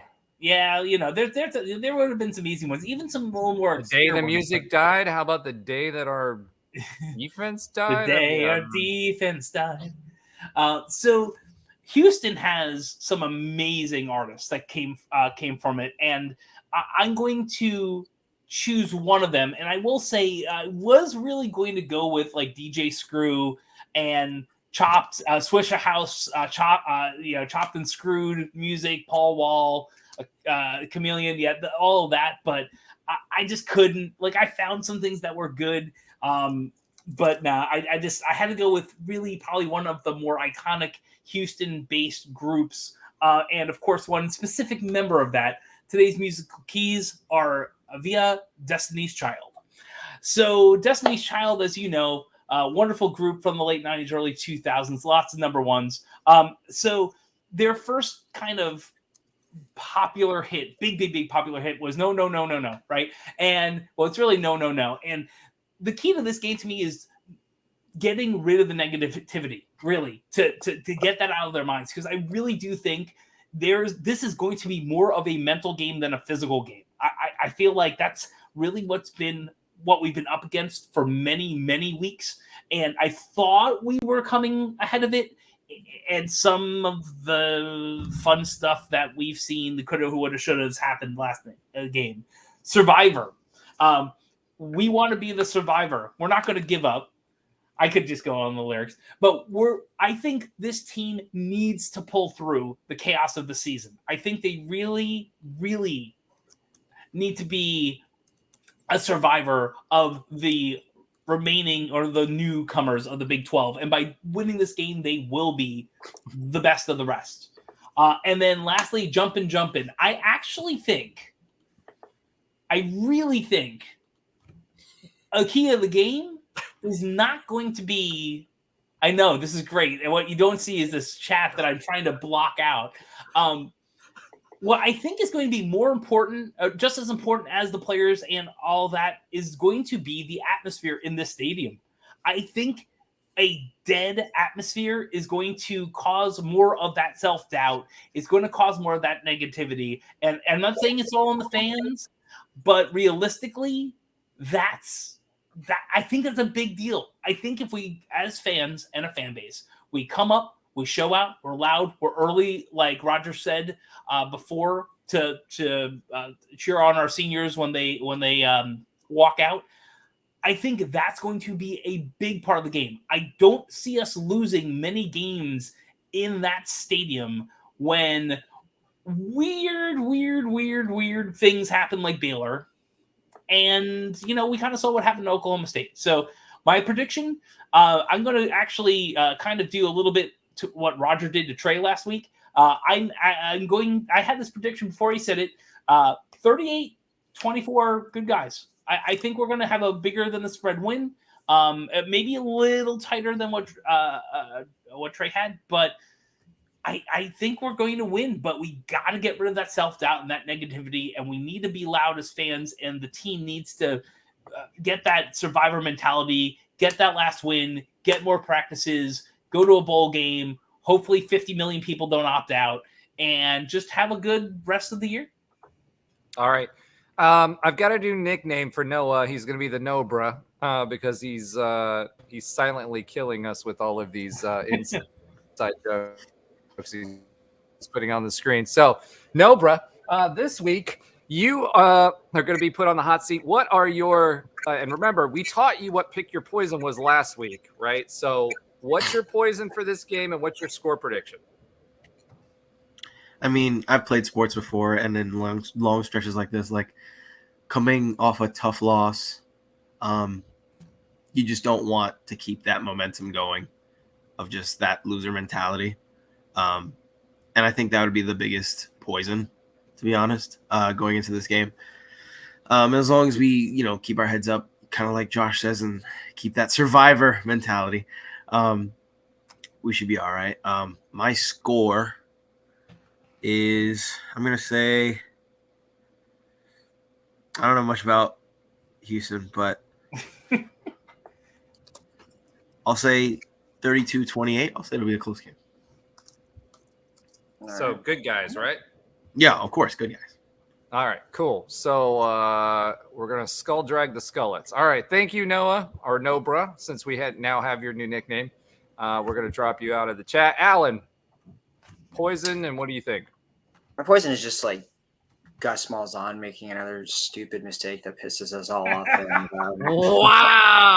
Wow. Just the season just ending on the note of we could have made a bowl game and we lose our easiest conference game of the year. Like that would be it. It'd be just such a perfect anticlimactic ending, just winning or losing to Houston with a chance to go bowling, and we lose to the worst team or second worst team in the conference. So that would be my poison. I don't think it's going to happen, but who knows with this year. I'm going to go my score prediction. I'm going to go 28-17 good guys. Awesome. 28-17 good guys. All right, so Alan does not have a whole heck of a lot of confidence in our offense. It's a double-digit win. Yeah, but only 28 points against that kind of defense? I mean, come on, bro. We'll see. Or as I'd like to say, or as I'm coining, no, bro. It's going to be a lot more than that. So, for me, keys to the game really, honestly, is has the team cleared out their heads and come out firing, right? If they come out slow, they're going to allow Houston to stay in it, and that's not a good thing. And secondarily, if our defense does not contain their running quarterback, it's going to be a long day because he can throw in the pocket. We do know that he can run, which means that we need to funnel everything towards the center. I feel like I'm saying this over and over and over and over and over again. So for me, that's the poison. If we let him loose, and because he can throw two, he can do both, and that's going to be problematic. So that's my poison for this week. As far as my prediction, I'm going to go higher than Alan, but lower than Josh and Tre. I'm going to say 32 to, I wanted to say 28, but I'm going to say 21. 38-21. Wait, 38-21? Yep, 38-21. Or I'm sorry, 32-21. You're right. 32-21. All right.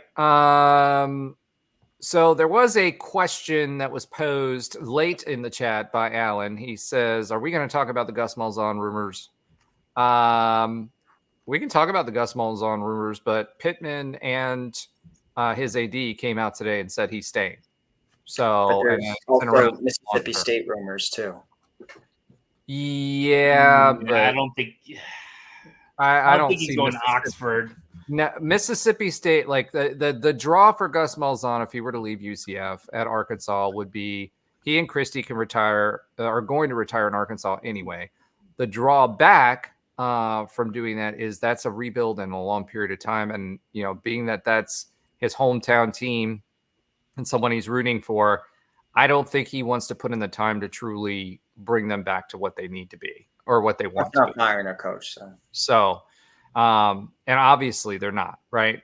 Mississippi State, I just don't see it. I don't see them going to Oxford. They have too many issues there, and they're playing. I just don't see it. I think it's too much stress, and I think he's good. I don't think it's because of UCF. I think it's because of that job is not good enough to draw him away from UCF. Wait, So Oxford? No, they play in. Don't they play in? Is it Oxford? Starksville. Sorry, Oxford's Ole Miss. It's Ole Miss. Ole Miss, yeah. But the rumors are there for a reason. I mean, the pull of the SEC, the NIL money that the SEC has. He likes supposedly living in a smaller town. I mean, the rumors are there. I mean, all I'm saying is we've seen rumors and coaching changes in UCF have been synonymous over the past 5 years, and we always had reasons. Oh, Frost doesn't want to go there because of this, or Hypo doesn't want to go there for this, and it happened. I'm not saying it's the same case with Gus, but it's a much different situation with Gus for a couple of reasons. Like if it was Arkansas, I'd be legit. I think that would be smoke. Worried, yeah. Right. When it comes to Gus, he's already played those games. He's got paid out. He had the health scare with Christie. There was already rumors, if we want to talk rumors, about him basically saying, "Hey, I'm going to put 3 to 5 years in at UCF, and then I'm going to hang up my headset." Right. I could see that, and with what happened with Christie and almost losing Christie, I think it was last year or was it the year before? Can't remember. Yeah, last year he almost lost Christie, and he even said that on his interview today about being thankful, and he mentioned the family's health. I just don't see them leaving for any job unless it was like a major SEC job, right? And I hate to say this to Mississippi State fans or Ole Miss fans, you guys are not a major SEC job. If anything, you're a stepping stone for someone who's trying to recoup their image in the Lane Kiffin experience. Other than that, nobody's drinking the sip. You know what I mean? So I'm just I'm just putting it out there. I'm not saying UCF is quote unquote a better job, but I think it's a better job than Mississippi State. I'm saying it's easier to win here and to be nationally relevant. And it's a lot harder to recruit to Mississippi. So that's kind of where I'm at with this. I don't see him taking like the South Carolina job. I don't see him taking the Ole Miss job. I don't see him taking the Mississippi State job. LSU, if it came up and they wanted him, maybe. I don't know why he would want to do that. Other than to say, smothered and covered, go Tigers. But, I don't know, but I just, there's not very many jobs that I think he would do that for. I think Arkansas would be one, just simply because he can retire from there and be near his family and everything else. So that's where I'm at on the rumors. I don't think we have anything to worry about right now. We'll see what else comes available later on. Okay. So, Alan has got some information in the chat. So he said he's got sources. So I'm going to let him talk about his sources real quick. I was just copying and pasting this, but basically one of the Mississippi State rivals publisher, so he's a legitimate, journalist. He basically has put a connection to if the Mississippi State job officially opens, their head coach is in his first year there, but they're 4-6. They've only beaten one they've only had one conference win, and it was like a 7-3 win over Arkansas. So they've only won their out of conference games essentially. And there's just speculation basically that Gus would be a candidate. Doesn't mean he'd be the leading one or whatever, but basically there is a rumor that Gus does want to get back into the SEC for NIL reasons and the money and all that. You're right. Mississippi State may not be the job for him or doesn't find that one attractive, but there is the rumor that he wants to get back into the SEC, and then his name at least will be floated for that job. Doesn't mean he will. His name is going to be floated for every SEC job. It just is. Right. So I agree. I'd be more worried if this was Arkansas because that apparently was his quote unquote dream job. So now that is not opening up, well, I think Mississippi State is definitely a much lesser chance of him leaving for that. But at the end of the day, yeah, we're going to hear some rumors at least over the next couple of weeks as the coaching carousel goes around and more people get fired and whatnot. Yeah, I agree with you there. His name is going to be bandied about quite a bit. So, all right. I think that brings us to the end of the show. Let's go ahead and bring Nobra back to the stage. Final thoughts for us. Hey, this was a tough week for UCF fans. A lot of things had to go wrong. However, a lot of things can still go right. Houston, I think, is obviously a very winnable game. I'm going to be there. I hope you guys join me there. And let's celebrate the last game. We only have 12 games a season typically, and then we end up having to wait all year for football again. And all of us football fans are always complaining about that. So go enjoy it while you can. And then, expecting to win. That's an opportunity for a bowl game. I know that the Independence Bowl and the Cure Bowl were at last week's game, which I think the Cure Bowl now isn't it being played at UCF? So that would be a de facto home game for us. I don't know how I feel about that. I think it's like now avocados from Mexico. Yeah, avocados from Mexico Cure Bowl. I love the avocados from Mexico commercials. They're great. Oh boy. All right. So at the end of the day, let's watch one more football game. Let's win that one and then get one more bowl somewhere else. But I really, no offense to the Cure Bowl, and be kind of cool to have a home game, but we've played the Cure Bowl before. It's on a Saturday. Yeah, but we're going to get a G5 opponent if we do that, and I'd rather not do that. I'd rather, we moved up in conferences to get a better opponent, and I hate to say G5 because it'll be somebody from the AAC because that's where the bowl tie-ins are. And we just left the AAC. I'd rather not play an AAC team. I think they rotate with Sun Belt. I don't want to play any of those. Give me a P5 team, or at least somebody with a pulse that we haven't played before. So, okay. So if we were getting ahead of ourselves, do you want to figure out who from the Pac-12 we would play against if we go to Shreveport on the Independence Bowl? No.